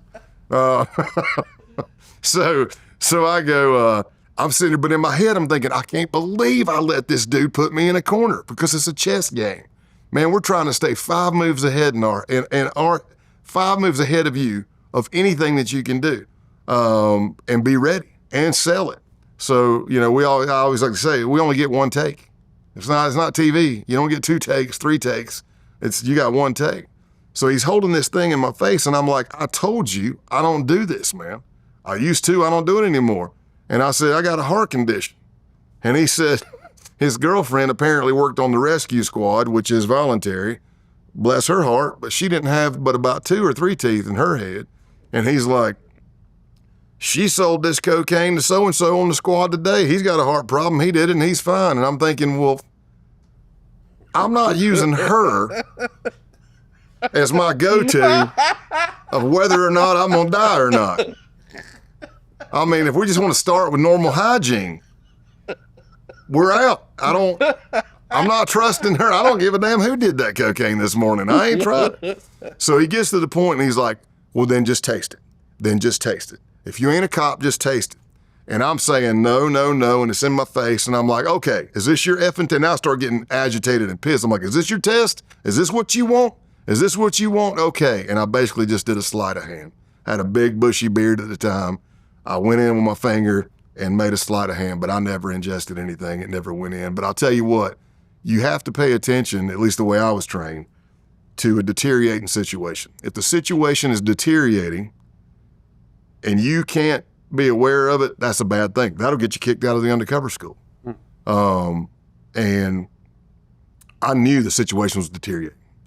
But the minute I faked that taste test, sleight of hand, whatever, however I did it, as soon as I did it, everything in the room went, it was completely calm, and it was like, okay, let me bring you in the back. Here's all the cocaine. My brother's the one that covered this load coming in, blah, blah, blah. And now I knew, okay, that deteriorating situation, we're out of it. Now everything's fine. But I did, protocol-wise, I let the whole team know. I let the assistant United States attorney know. But I didn't ingest anything. So they were like, do you feel like you got to go to the emergency room? I said, no, I didn't ingest anything. How many people got arrested in this operation? I think we ended up with like 51 or 52. 52 arrests. Yeah, yeah. And, you know, it was a public corruption case, and I was new to the Knoxville division. It was a great case, but after this case, as a case agent, I worked opioid cases. Me and a buddy of mine in a task force, we took down 4 pill mills. When I started learning more about how to prosecute the opioid sales and on that drug scale, man, we could have arrested so many more. We could have charged so many more people because I was buying hundreds and hundreds of pills. I was on that poetic justice. I was selling purportedly stolen cigarettes because what I found is, look, they can get their coke, they can get their pills. They're all smokers and they hate paying that much money for cigarettes. So if I'm selling you cartons at $20 to $25 a carton because they're unstamped and stolen, man, I mean, it was like I had gold, and they're trading me pills. You know, for a carton of cigarettes, I get 2 Oxy 80s. Well, that's $160. They got screwed out of that one. But that's when I really started learning about the horrors of and the underbelly of like opioid addiction and coming off of it. I mean, it's some of the worst withdrawals I've ever seen. And I'd seen people coming off of the old shake and bake meth, not crystal meth, but just like their open lesions, wounds, pus, and I'm look like they got full-blown AIDS. 30 days later, they got 30 pounds on them and they're fine. Watching people come off of opioids, because I mean, some of these people I infiltrated, man, they were taking 12 Oxy 80s a day. Damn. And more Roxy 30s a day. Maybe cocaine involved, maybe whiskey. I'm just like, dude, it's not that whiskey's illegal. I'm just saying they're pickled. That's what I'm saying. I'm like one of the main guys. After I got to know him a little bit better, I went back to the case team. I said, I'm pretty sure that person died 5 years ago. They just don't know it yet because it's the dope keeping them alive. I'm like, their body is shot. Well, 2015, Dylan Roof goes into a Charleston church and kills 9 black people. Mm-hmm. And that somewhat inspired a bunch of hate groups across the country. Mm-hmm. And that's when you kind of pivoted and started focusing on the Ku Klux Klan and the Aryan Nation and so forth, those types of groups. Yeah, I switched squads, and I went to the Joint Terrorism Task Force. And one of the responsibilities of the Joint Terrorism Task Force is domestic terrorism cases. And it just went right in hand with the majority of my career. I was a criminal enterprise, gang, violent crime guy. So I took that knowledge of working that type of stuff, and I jumped on the domestic terrorism. But yeah, that was a pivotal, very pivotal. That Charlottesville was a big switching point for even the Bureau to start putting more resources towards domestic terrorism investigations. I mean, look, Vlad TV has a primarily black audience. Okay. And a lot of the feeling is that the FBI goes after certain groups and doesn't go after other groups. Like, for example, if you go back to, Hoover, he went after the Black Panthers and all these types of groups and pretend like the mafia didn't exist. Okay. So there's, a lot of people feel there's a certain level of racism in the FBI where they don't go after like the white, nationalist groups and so forth. Is there any truth in that at all? From your point of view? Not from where I stood. No. Maybe back in the day. Yeah. Who knows? I mean, because I wasn't there. But you know what I'm talking about, though, right? Yeah, but have I seen that stuff in rural departments? Yeah. Have I been out, even in today? I mean, I might be putting on a training somewhere, and somebody, you pick up a little words. Now, am I saying it's systemic, worldwide, the majority of law enforcement? No, I don't want to believe that, because I took an oath. If you're doing that, then you don't need the badge. You don't need to be doing that at all. But I totally get it. But what my rebuttal would probably be that I'll come on these shows and I'll talk about the white supremacy groups and stuff I've helped take down, the accelerationists and stuff. There'll be a hater white person on there going, the FBI only goes after white people. Why don't you go after, you know what I'm saying? So you get the same thing. It goes both ways. You're like, I'm like, bro, I don't think, I'm not the Black Klansman. I could try to infiltrate the Black Panther Club. I don't think they're going to take me, I don't think they'll take me. You know what I mean? But yeah, I totally understand that. I go into, I don't want to say the focus of the book is racism. The subtitle makes it sound like the book's only about neo-Nazi groups, but it's not. It's about what we've been talking about. But I do dive into when I first recognized racism in my high school years and stuff like that. And I talk about how I got better knowledge of my brothers and sisters. And we bleed red, man. You're a human being, I try not to dehumanize, but I can understand where people would say that. Well, you started investigating a guy named Benji McDowell. Yes. Who would post these violent anti-Semitic rants on Facebook. And he actually would praise Dylan Roof. Yes. Now, how did you get close to this guy? We had reporting. He had actually shown up at a Klan rally and got naturalized.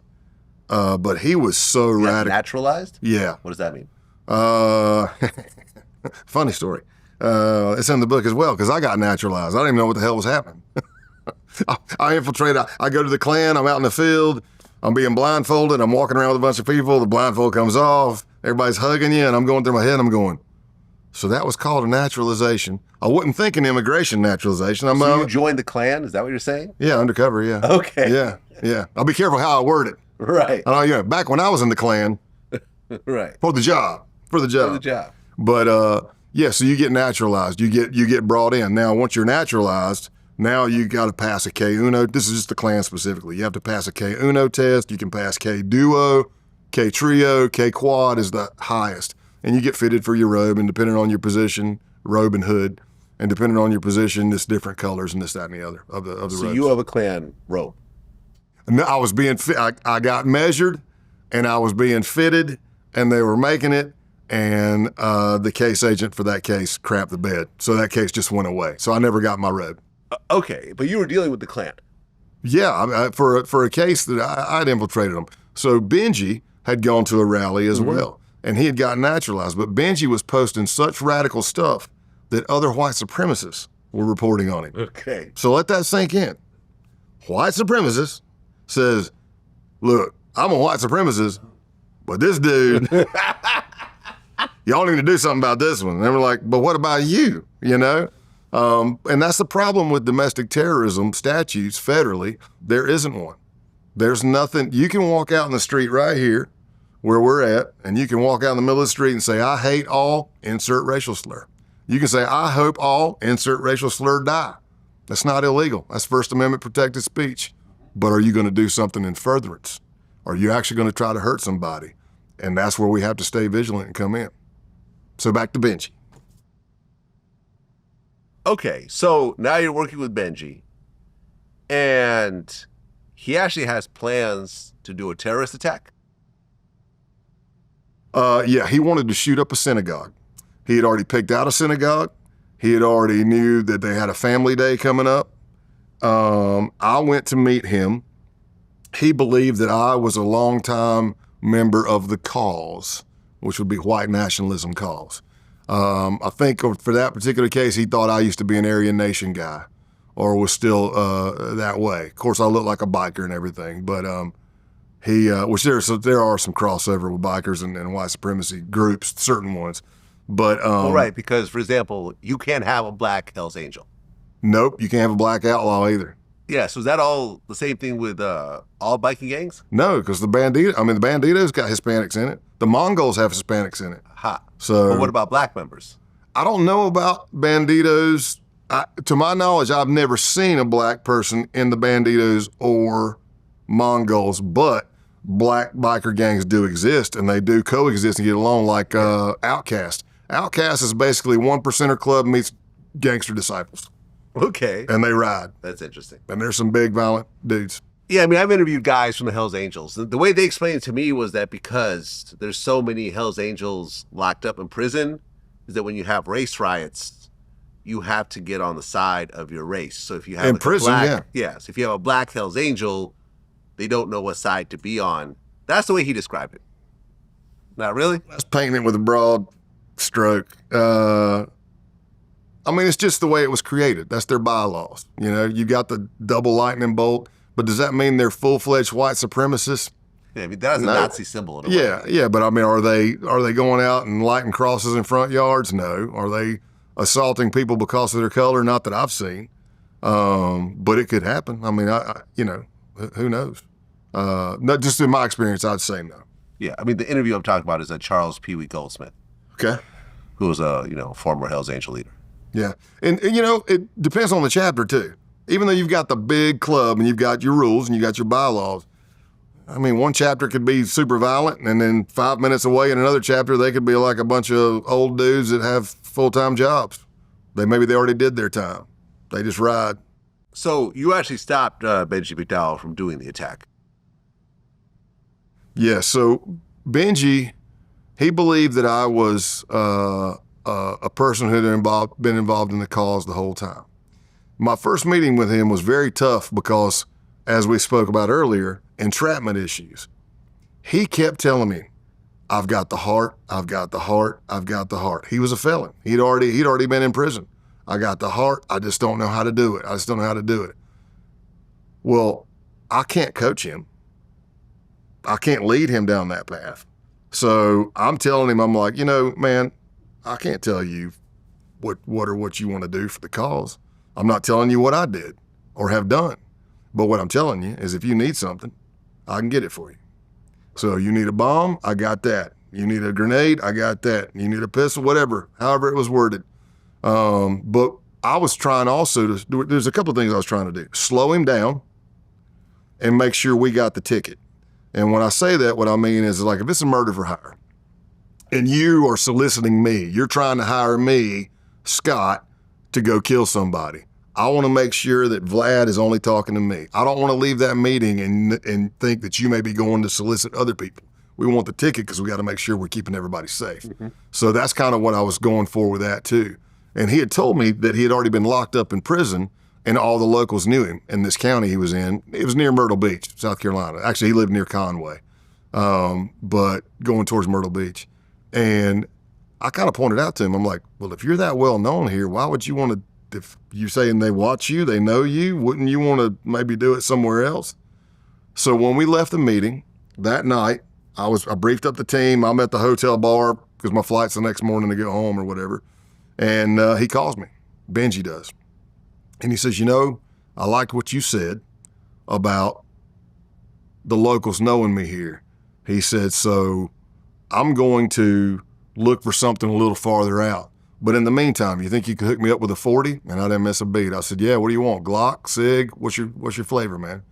He's like, I think I'd like a Glock. I let him tell me what he wanted, how many rounds he wanted, because a felon in possession, each round is a count.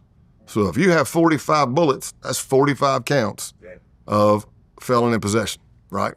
So he said all that. Meanwhile, we're working up stuff. But I'll tell you what I did say, Vlad. I'm not a guy that. I'm not. Sometimes you run into people, and it's not a bad thing, but they're like, "This is the worst person ever. They're going to kill everybody." This person. I'm on the opposite end. I'm skeptical. I'm like cynical, but I'm like, okay, I believe anything's possible. After my meeting with Benji, I came back to the case team and I said, I am 99.9% sure out of 100 that if I was really bad and I said, there's a camera system here, you need to take that out, we need to wait till this time of day, set up in these woods here, he'd do it. I said, but I'm also 99.9% sure from this point forward, if he plans on doing something, he trusts me and he'll call me. And that's what we did. We ended up taking him off because he was going to be leaving. It was kind of impromptu. He said he was moving, I think, to Alabama. And I called him, and he knew whatever job I said I had, it involved traveling. And I said, dude, I'm coming through Myrtle Beach. I'm going to be right down there. You can just hop. I'm going to that state. You want to just hop in with me? Absolutely, brother. That'd be awesome. And I'd gotten him the pistol that he wanted. He paid me for the pistol. We walked out to a parking lot in Myrtle Beach and got taken down by the law enforcement. I mean, why do you think Benji McDowell wanted to shoot up a synagogue? Like, I'm Jewish myself. Like, what makes someone like this hate Jews so badly that he wants to shoot up an entire synagogue full of families? Yeah. You want to do it on family day, so you want to shoot up the kids, shoot up the wives and the girlfriends. Yeah. What is it about Jews that makes him want to do that, knowing that he's going to either go to prison for life, get the death penalty, or get killed in the process? He's not getting away. No, but okay. There's several ways for me to go on that because there's all kinds of tangents I could probably run off on. What I'll say is this: no matter what extremist view, whether it's far right extremism, radical jihad extremism, far left extremism, if you look at them, it kind of ends the same way. You end with an ethno-state. You end with a caliphate where you've only got your people there. And as I jokingly usually say, I go, yeah, because if we were all white, that would clearly solve everything. It would. But the only thing I can think is if you're a neo-Nazi, then you are a neo-Nazi. And you want Hitler's Germany back. And that's why they hate Jews. I mean, you can get into the old, it's a Zionist government, the Jews hold all the money, the Jews run I've been in groups, infiltrated groups, and they're like, we hate porn. And I'm like, I remember the first time I heard it, I go, wow, I mean, that's shocking. I mean, I didn't know that was a white supremacy thing. And they're like, Jewish community is the one running the porn industry. And Really? That's what they're saying. Okay. I'm not saying it's true. I'm just saying. I'm missing out on my calling. Okay. Yeah, I know, right? I'm done with this podcast. Yeah. But I don't know why. I mean, I ask. I've even asked my wife. I've asked other people, my friends that are Jewish. I go, why do they hate Jews so much, man? But do you think that these, because you also infiltrated the Ku Klux Klan, Yep. the Aryan Nation, and so forth. Do these groups hate blacks more or Jews more? Klan, probably blacks. Okay. From my experience, the neo-Nazis, the accelerationists, Jews. Like I was in a group. I'm not going to mention what it was because the case didn't go anywhere. But for 5 months, I was in a neo-Nazi group, heavily online. And by the way, on all extremist views, whichever one we talk about, there's a huge radicalization online. All of them are doing it, right? Of course. So I'm in this group for 5 months, and I'm reading post after post after post. I go to sleep for 6 to 8 hours. I wake up. I'm well over 1,000 posts behind because there's people from all over the world in this group. They are posting some of the most anti-Jewish stuff, anti-Semitic stuff, and they even had they put up, it's stupid stuff, but it's these nasty cartoons, and they had like a nose chart. Based on the nose, you could tell how Jewish the person was. Well, I finally met the leader of the group. Hell, he didn't even pass the test on the nose card. You know, and I look at him like, I'm playing my role, but I'm out in the field shooting with this guy, and I'm like, dude, this dude's got birthing hips. He doesn't look like a guy, you know, I'm like, if you're saying that a nose like that is Jewish, I'm saying you failed the test. You're not all white, right? Plus, I'll tell you this, nobody in the groups I infiltrated, and nobody was doing a 23andMe. I never met a fair-skinned, blonde-headed, blue-eyed Scandinavian dude. I'm like, I would love for this whole group to go do a 23andMe because y'all are coming back mixed. Y'all are going to want to kick your own ass, man. You know, it's just stupidity, and it's just it's hate, man. But hate begets hate. If the left does something to the right, then the right gets pissed and says, "What are we going to do to retaliate to the left?" I think people need to come more towards the middle. That's me. Well, by 2019, you went undercover with a white supremacist organization called The Base? Yes. Okay, let's talk about that.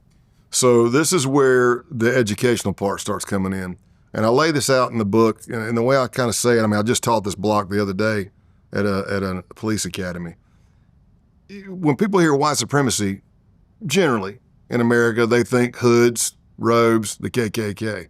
I can tell you from the KKK groups that I was around and infiltrated, I didn't, I mean, maybe you got some felons in possession of weapons, but on a scale of what I'm getting ready to talk about, it's not even close.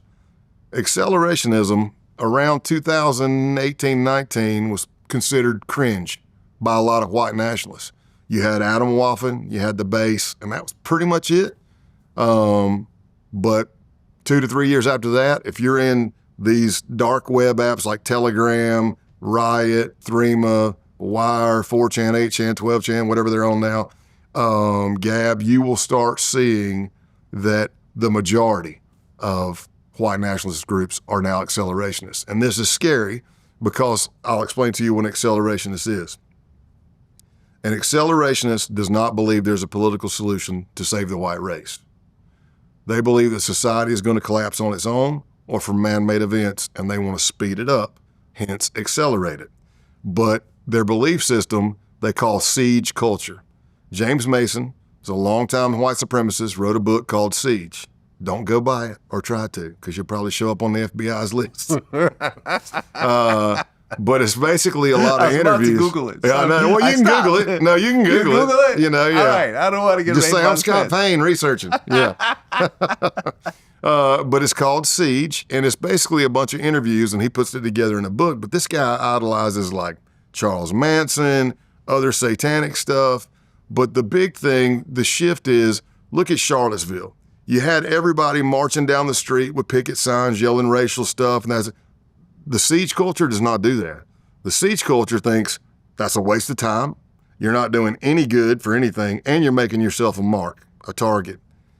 Siege culture looks at guerrilla warfare tactics. We're going to stay hidden. We're going to cause chaos through maybe you kill a lefty journalist, maybe you kill an Antifa type, non-whites, blacks, Jews, poisoning water systems, taking down power supplies, derailing trains, anything to kick off. They may have changed the terminology now, but it was called the Boogaloo. They referred to Boogaloo as the D-Day. And then you hear things like they take the scene in the Matrix of red pill and blue pill, and they use that verbiage.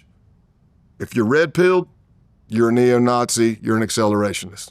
If you're blue pilled, then you're like, hey, what about your mom, your dad? What do they believe? Oh, they're blue pilled. They're snowed over, which is comical in its own way to me and its sinister own way, because the scene that they're doing all that based off of in Matrix is Lawrence Fishburne and Keanu Reeves. Yeah. They're basing all their verbiage off of a black guy. And a mixed guy. All right? But I mean, just picture like militia meets doomsday prepper meets white supremacist neo-Nazi. Well, this group, the base, yep, isn't it run from Russia? We did learn that the leader, the founder of the group, is a U.S. citizen born, Villanova grad, Army, former Army, Intel, I believe, and at some point had contracted into the Department of Justice. Originally, we had heard FBI, but I never clarified which department, but as like an IT type. So you can look and see, okay, well, when he was in Villanova, you can see stuff he posted. He was not a radical white supremacist. What happened, I don't know. But he now resides in St. Petersburg, Russia, with a Russian wife and Russian kids. So he runs this white supremacist hate group from Russia. He did. He's trying to fire it back up, but we pretty much made it defunct when we took the case down. Okay. And the base has something called hate camps. Yeah, well, so we're always training, right? So for me to infiltrate them, they were openly recruiting online, like a lot of extremist groups do. And I answered that call, and then I answered email questions, thorough questions for about a week, back and forth. Then I was told to download the Wire app, which is similar to like WhatsApp. You can do phone calls and stuff like that on it. And in July of 2019, I did about an hour and 15-minute panel interview with approximately 5 people. I clearly knew the leader, Ronaldo Nazzaro. I could tell which one was the leader running the thing. But I mean, I heard like some young voices on there asking me questions, you know. I went in as a former skinhead, old biker from South Carolina. And I passed the verbal test, the screening process, passed the emails, passed the panel interview. And then I was told that when I said I was out of East Tennessee, they said the closest cell, C-E-L-L, to me was in North Georgia. And I went and did a face-to-face vetting. Here's what's crazy. Al-Qaeda, translated to English, is the base. Oh, okay. Al-Qaeda's MO was 3 to 5 man cells all over the world, training, waiting for the phone call for D-Day. The base's MO was 3 to 5 man cells all over the world, training for the Boogaloo. So, coincidence? I think not. But yeah, so I go and I meet somebody that we were all interested in, everybody that was investigating this type of stuff online. And then I'm going back again. Freedom of speech, that's our First Amendment right? So you go into these, you can read thousands and thousands. If you get in the groups, you can see some of the most hateful, vitriol stuff, but it's protected First Amendment speech now, at least in America. The trick is how do you know which one of those is going to be the Charleston church shooter? How do you know which one of those is going to be the Tree of Life shooter in Pittsburgh, or the Christchurch shooter, or the Buffalo shooter, or the Walmart El Paso shooter? We don't. You got to stay vigilant and go in there, and there's just so much. But there was one guy in particular that had been posting some crazy radical stuff, so much so that we thought it might be another Undercover. Because if you go into a chat group and you start blowing out, like they call it Fed talk. If I'm saying, let's go kill us a bunch of blah, blah, blah, bro, this is Fed. Why are you talking? Why you get the Fed talk? Or they'll say, you're glowing. In other words, you're a snitch, you're a Fed. But it wasn't. It was true. And lo and behold, the cell leader that I ended up meeting face to face was that guy. He went by TMB, the Militant Buddhist. Well, right, because you have this other group called the Boogaloo Boys. That's militia stuff. That's anti-government. Right. And they kind of overlap with the base sometimes. No? So this is the thing. So like January 6th happened, there's so much confusion in the media and public. Anti-government is that January 6th stuff. White supremacy is something different. The Boogaloo Boys, Proud Boys, Oath Keepers, that's all anti-government, pro-Second Amendment, and maybe doing violence to get that, to overthrow the government, but it's not necessarily white supremacy. I mean, the Proud Boys leader, even though it's come out that he may have been a snitch or something, he wasn't white. I've met other Proud Boy members and undercovers that I did in militias that weren't 100% white. But the base, Adam Waffen, and then you start getting into some more satanic, deep, dark stuff like Order of Nine Angles and now 764. That's your accelerationist view. Well, right, because at one point you met with these two guys, Patrick Matthews and Brian Lemley. Yep. These are Boogaloo Boys? No, they were members of the base. Because that's the base. They were training for the Boogaloo. So that's where the confusion happens, because in the militia movement, anti-government, illegal movement, they say Boogaloo too. And you've got Boogaloo Boys or the Big Luau Boys or you see the flowered shirts is just another way to say Boogaloo. That is over here, but the base members, the guys, Brian Lemley and Patrick Matthews, they were base members, but they were wanting to kick off, again, like everybody. They want to accelerate the downfall of society. There's not a lot of forethought or afterthought in these people. In the base, we were looking at property in the Appalachian Americans to buy up, to make our own compound, our own ethno-state. There was another cell or cells up in the north in Midwest that were looking at the Upper Peninsula of Michigan to set up a compound. Nazzaro had land in the Pacific Northwest to set up. And again, everything kind of ends with your own ethno-state. Well, right, because in the Ozarks, they have this whites-only town they built. You know about this, right? It doesn't surprise me, but okay. Yeah, and what they're trying to say is that, well, there's nothing illegal about this because it's a private community. There's no state funds. That's their compound. And, it's a private club. We can invite who we want. Now, blacks and Jews are not allowed, but this is the type of thing that's kind of popping up. But with the two guys you mentioned, Patrick Matthews and Brian Lemley, they're actually looking to kick off a race war at a gun rally in Richmond, Virginia. Yes. In 2020. Yes. And you stopped them from doing this. Yes. So as the case was, as there were so many different plots going on, and luckily for me and all the teams involved, because it definitely takes a village. It was just, I was the undercover, but there are tons of people working behind the scenes and covering me as well. We had uncovered several murder plots being planned by the Georgia cell. I guess you want to call it the Delaware cell, because that's where they were at the time.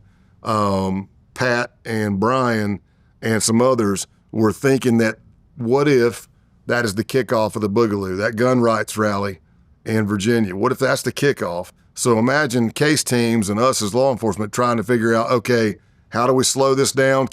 But we got to make sure we got enough evidence, because we want to make sure we've got an airtight case to prosecute.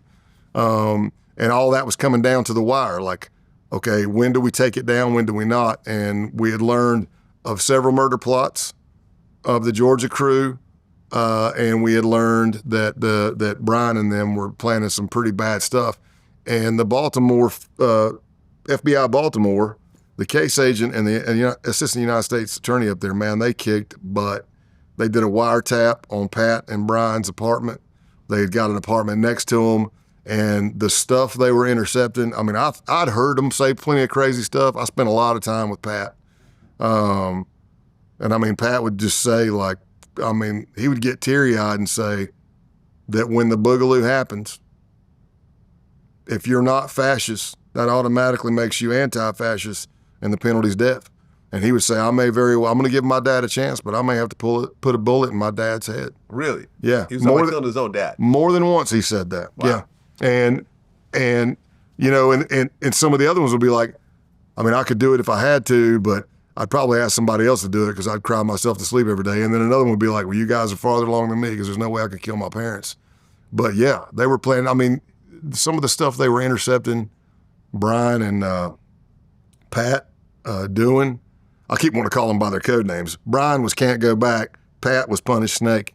And I was Pale Horse, which is the title of the book. Behold a Pale Horse. Behold a Pale Horse, yeah. So I read that book. Total nonsense. Just absolute total nonsense. One conspiracy theory to another. I read through this. I didn't read that book. One of the worst books ever. Yeah, I didn't read it, but I chose Pale Horse. Well, I read some of it. At one point, I just gave up. Yeah. There's no point. I'm referring to the Four Horsemen of the Apocalypse. Oh, that Pale Horse. I'm talking about the book Behold a Pale Horse, which is one of these conspiracy theory. Yeah. So my book is codenamed Pale Horse, but I was Pale Horse in the base. Got it. And upon the Pale Horse name was Death. It's the Grim Reaper. Well, ultimately, the FBI came in and started arresting everybody. Yes, we were able to get enough on the murder plots. We were able to get enough on Brian and Pat. And listen, Brian. Yeah, Can't Go Back had a 6.5 Creedmoor with a $6,000 thermal scope on it. They were talking about, they built a ghost gun for Pat, who had absconded illegally into the United States from Canada because he was doxxed in Canada for being a white supremacist, a neo-Nazi. And at that time, he was a member of their version of National Guard. So he was being trained by their army. He was a member of that, and he got ousted for all that. So he illegally snuck into the United States. The base moved him and kept him hidden. So in his mind, he was a ghost. He could go kill whoever he wanted. Ultimately, the main members, how much time did they get? I'm trying to remember the biggest lick. I don't know if a 12 was in there. I don't even know if there was a 10-year in there. It's probably going to disappoint your listeners to know the times weren't that big because of what we had to. But again, in domestic terrorism federally, there's not a statute. So I take you off for being a felon in possession. We take you off for murder plots, which is not federal, but we're going to prosecute you on the state level. We take you off for harboring an illegal alien. undocumented alien, however you want to say it. And that's what we ended up doing. And the way it played out was on a Wednesday in January of 2020, I went and picked up Luke, TMB, because he lived on a 100-acre farm. So, I mean, it's 100 acres. He has a farm. They had a barn that they converted into a living space and a house. Everything else is wide open. So from an arrest standpoint, it'd be kind of hard to sneak up without other people knowing coming into that area. So I did a ruse where I picked up Luke to take him to lunch and feigned that my truck was having issues, pulled over on the side of the road. I was working on my truck and the SWAT team hit him.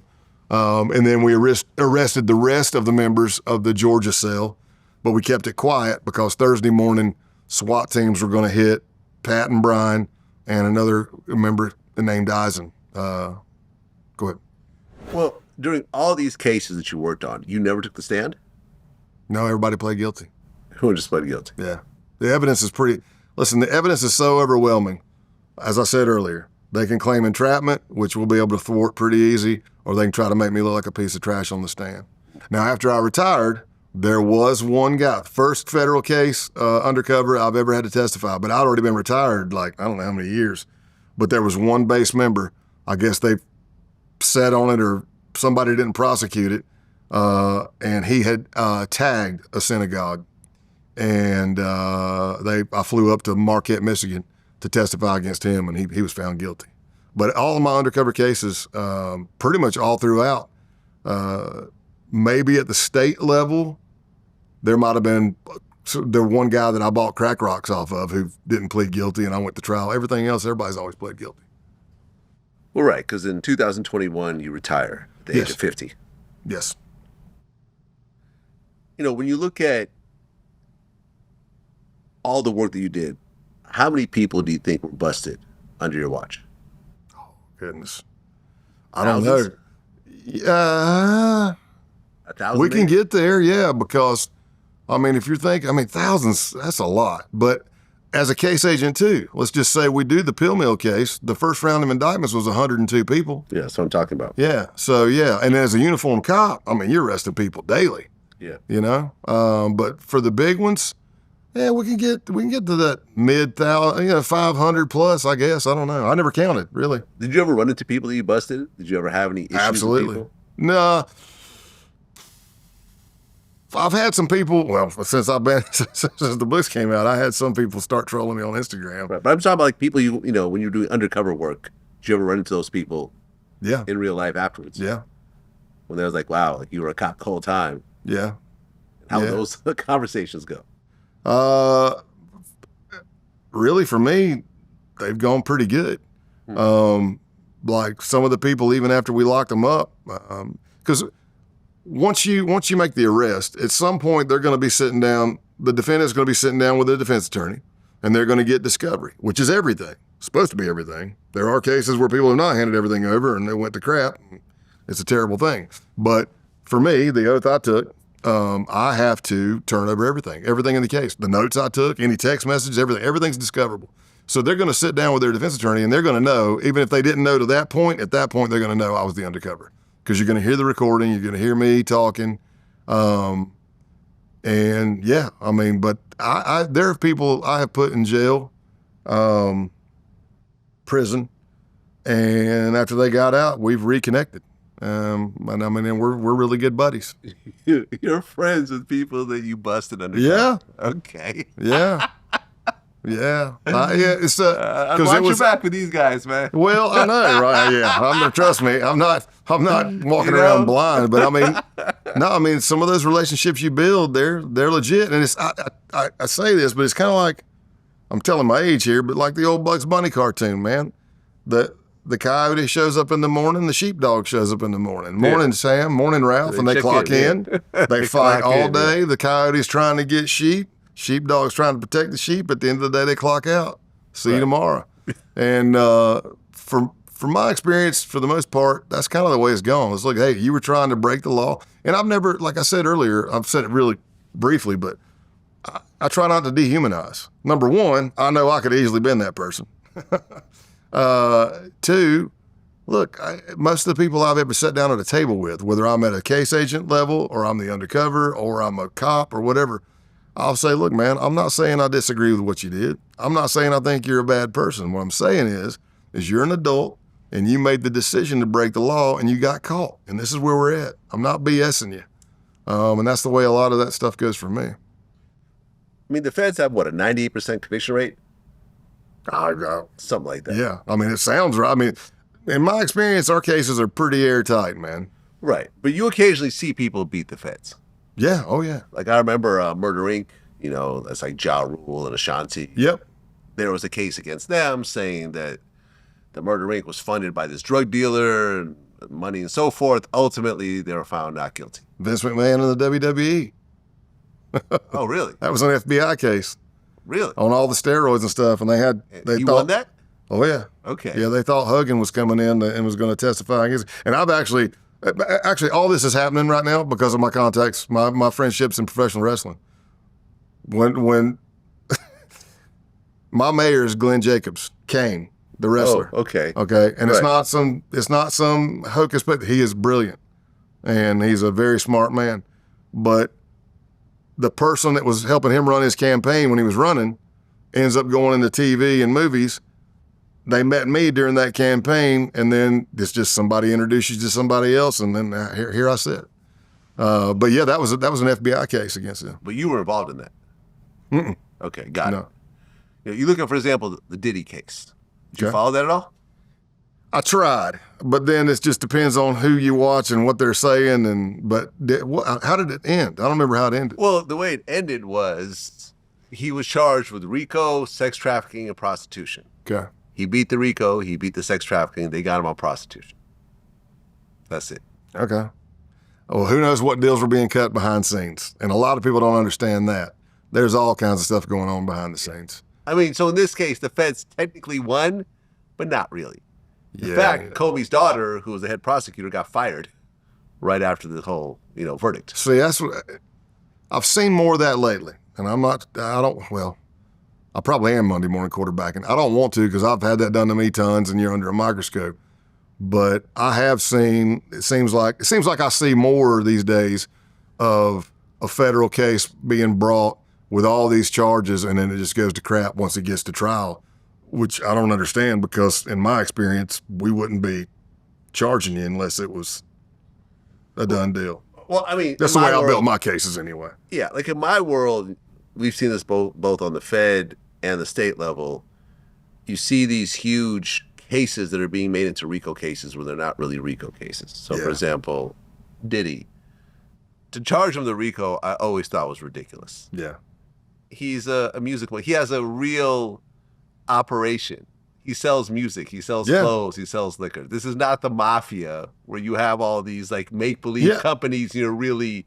And maybe you it's have a being drug thrown. business. No. Maybe it's being thrown around too easy these Yeah, days. he's a real businessman who likes freaky sex, right? Yeah. Some of which is slightly illegal, but hiring male prostitutes is not something that you should be put in prison over and, being charged with RICO. Same thing with like the Young Thug case in Georgia, where you had this huge case where Young Thug has RICO charges and everything else like that. Ultimately, the whole case falls apart. Yeah. The people who ended up staying through the final part of the trial end up being found not guilty. Everyone else takes plea deals and basically just get a bunch of probation. It surprises me because the Outlaws case should have been a RICO case. We fought hard for it. Yeah, but the Outlaws, you could say, is a No, criminal but we organization. didn't even get it. We didn't get it. Like the U.S. Attorney's Office was like, no. Why? Because they go, well, this person's going to get 10 years minimum for the carjacking. Why would I do? I'm just saying, it seems like it's being thrown around a little bit loosey-goosey to me. Because I know I've been in there and we wanted to go RICO. And if we would have, we could have expanded the net. But like, as you're saying, to defend your point, it's being thrown around and look, the proof's in the pudding. Nobody got charged. Yeah. I'm sorry, nobody got convicted. They got charged, nobody got convicted. Well, you retired in 2021. Yes. Since that time, you've seen some interesting things when it comes to white supremacy. Like, for example, Kanye, who is black, went on this whole Nazi Hail Hitler rant. Wow. He has a Hail Hitler song. Yep. So now you have, I don't know if you ever watched the Chappelle show. Oh, There loved was it. Clayton Bixby, right? One of the best The episodes blind black white supremacist. ever. Yeah. Right? Who would have killed himself. If he You show realized me he was where he's black. at right now. I mean, he's basically Kanye. So Yeah. now you have white supremacy that's being pushed by one of the biggest black artists in the world. I don't know. That's out of the side of your mind. I mean, that's out of the. I mean, out of as your someone head. that's worked with the Aryan Nation, the Ku Klux Klan, and went undercover with these guys, would Kanye be welcome to a Klan rally? No. I mean, like, how would this even work?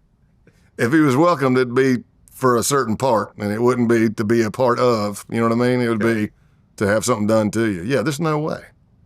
There's no way. Especially this acceleration and stuff. Absolutely not. Okay. Yeah, that's not happening.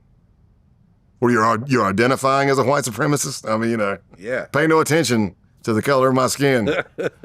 So now you want me to pay? Yeah. That's kind of the whole point of the extremism. They pay attention. Final question. Yep. Since I started Vlad TV in 2008, people have called me the feds. People are calling Me the feds. the feds? Yeah. Okay, That's been why? my nickname since the start. People think that I'm the feds because I ask certain questions. And sometimes with certain people we interview, people who actually do crimes outside their music careers and so forth, they end up going back to prison Yeah. for crimes that they do for things that I have no idea about after the interview is completed. But people think that the questions I ask think I'm that I'm the feds. I'm secretly working with the feds. I'm giving them information that's not in the actual interview. So SWAT team's going to hit me tomorrow? Is that what you're saying? I mean, would that even be possible? Could someone like myself secretly be working with the feds? I would say no. Why Yeah. is that? I don't.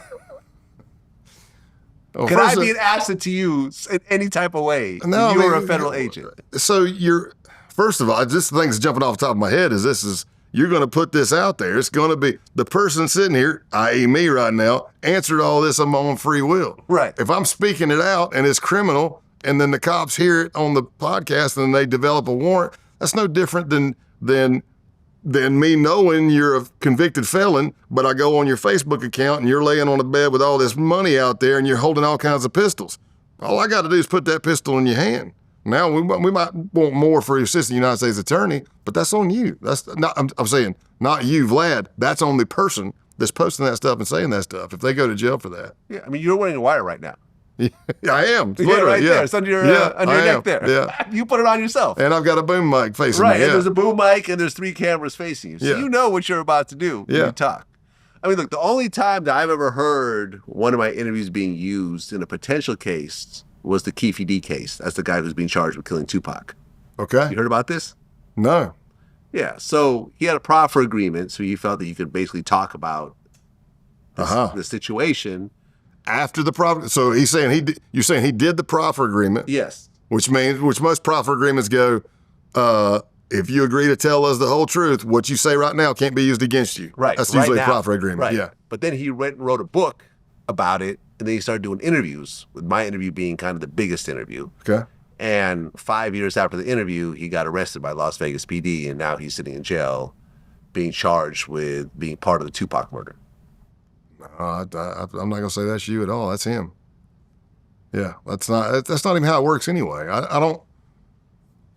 Plus, you sign a waiver to be on here. Yeah. Yeah, that's going to be on him. Now, is he talking about stuff that wasn't protected in the proffer agreement? Maybe. But a proffer agreement can be over like that. I mean, I've done tons of them. Right. It's queen for a As day, just for that day. Yeah. If you choose to retell the story the next day, that can be used against you. Or if we find out you're lying. Or There's that too. we did a proffer agreement and a plea agreement with you. Let's say you did a proffer, you get a plea agreement. But while we're working on this plea agreement, we're investigating, this actually happened, we're investigating a new drug case that I'm the case agent on, and we start intercepting recordings, and I'm like, I know that voice. That's the same person that's under this plea. So now you just, not only are you getting charged in another case, you just lost your proffer agreement and your plea agreement. Oh, okay. Because you lied, and now you're still doing it. So now maybe you want to sit down and do another proffer if you get the chance. Well, Scott Payne, I appreciate you coming in. Look, at the end of the day, people could feel how they feel about law enforcement, about the FBI, but ultimately, the work that you did stopped mass shootings. Yes. You talked about multiple instances where had you not intervened and had you not came in and busted these people, there would be just another tragedy in America's long history. Yeah. Another mass shooting, a synagogue shooting, a school shooting, a shooting at a rally, and so forth. Why do you think that America is so unique with so many mass shootings? Well, I have a lot of friends in other countries where they have like the UK, and there's not really any weapons, not a lot of weapons. In America, we've got the Second Amendment. I don't see good law-abiding citizens wanting to turn in their weapons. I like the whole Constitution. I mean, I think I know to uphold the entire Constitution, not just part of it. A very wise friend of mine, we were talking about it one day and go, man, wow, what's changed? I mean, in the 80s and 90s, we all had guns. I had guns in my truck, whatever. We didn't go, the mass shootings didn't happen. Do you want to go down the rabbit hole of mental health, this, that, and the other?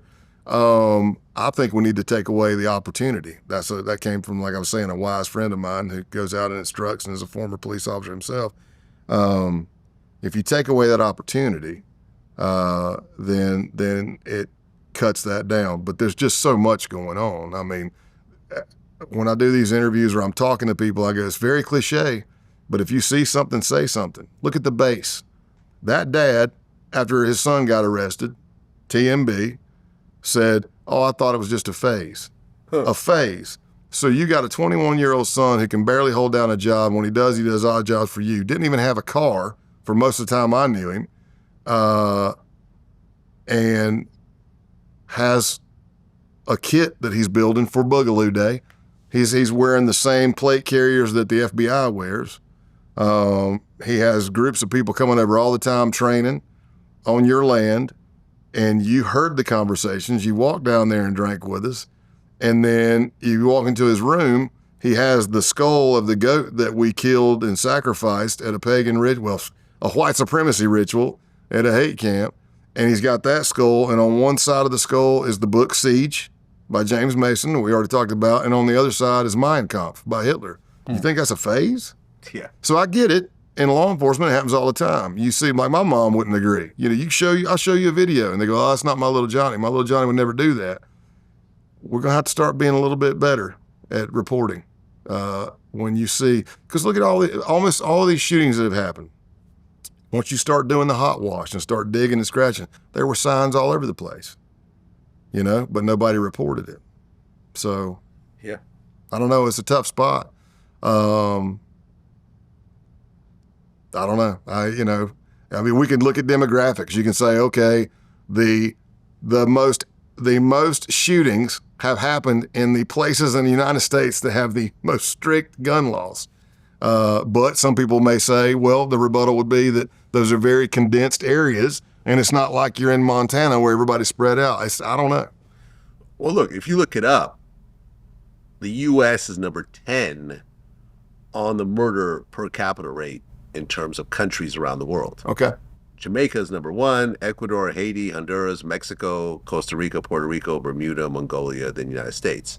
When you take a look at mass shootings, by far number 1. Well, yeah. 109 mass shootings versus France is at 6. Yeah. Germany 5, Canada 4. You see what I'm saying? Yeah, I do. We really hold the crown for mass shootings in America, even on a per capita basis. Big guns with a lot of bullets. Yeah. Yeah. If you can put 30 in a clip, as long as you don't have a malfunction, you can get 30 off. Yep. Well, Scott, appreciate you coming in. Really a lot of interesting perspectives in terms of what you're doing. And honestly, once again, thank you for some of the stuff that you've stopped, because there's definitely a lot of innocent people that had nothing to do with anything that could have gotten murdered because of some whack job, thinking they're going to trigger some revolution, which ultimately is not going to happen. Not in our lifetime. No. At all. No. You're going to basically shoot a bunch of innocent people and go to prison for life. Yeah. Or get killed by law enforcement. Unless you believe it's the Boogaloo and you're going to end up with your own ethno-state. Yeah. I can tell you. Good luck with that. I know, right? I'll tell you. Well, I'd say that when I was in there. I was like, so we're going to take over this area and it's going to be ours. Like, yeah. And I go, well, what about like the cops? Well, what about the National Guard? Well, I go, what about the Army, the Navy, the Air Force, and Marines? I'm like, Are they all just going to drop their website? But I'm doing it to kind of poke a hole in their theory, even though I'm playing that I'm one of them. But I can tell you, the majority of what I saw, surprisingly, young men, outcasts, social outcasts, can't blend, can't get along, can't find a partner, and most likely have been bullied. And they go into their room at night and they jump on that phone and they go onto that dark web and they see all kinds of stuff. And with AI now, they make stuff that looks real and it's not even real. So, but I think humans, I think it's kind of innate in us that we want to belong. There are those that say they're fine by themselves and want to sit in a room with nobody around. Not really. But not really. I know, right? We want to belong. And it's no different to me than like the cults or the gangs, cults of the 80s or the gangs in the 80s and 90s. You know, you got people telling you, you want to be a part of the brotherhood, you want to be a part of a real family, this is your family. And it's that need to belong, or maybe not being able to belong and being bullied, and you want to be a part of something, and you get sucked in. That's what it is. Scott Payne, appreciate it. Until next time. Thanks, brother. Peace.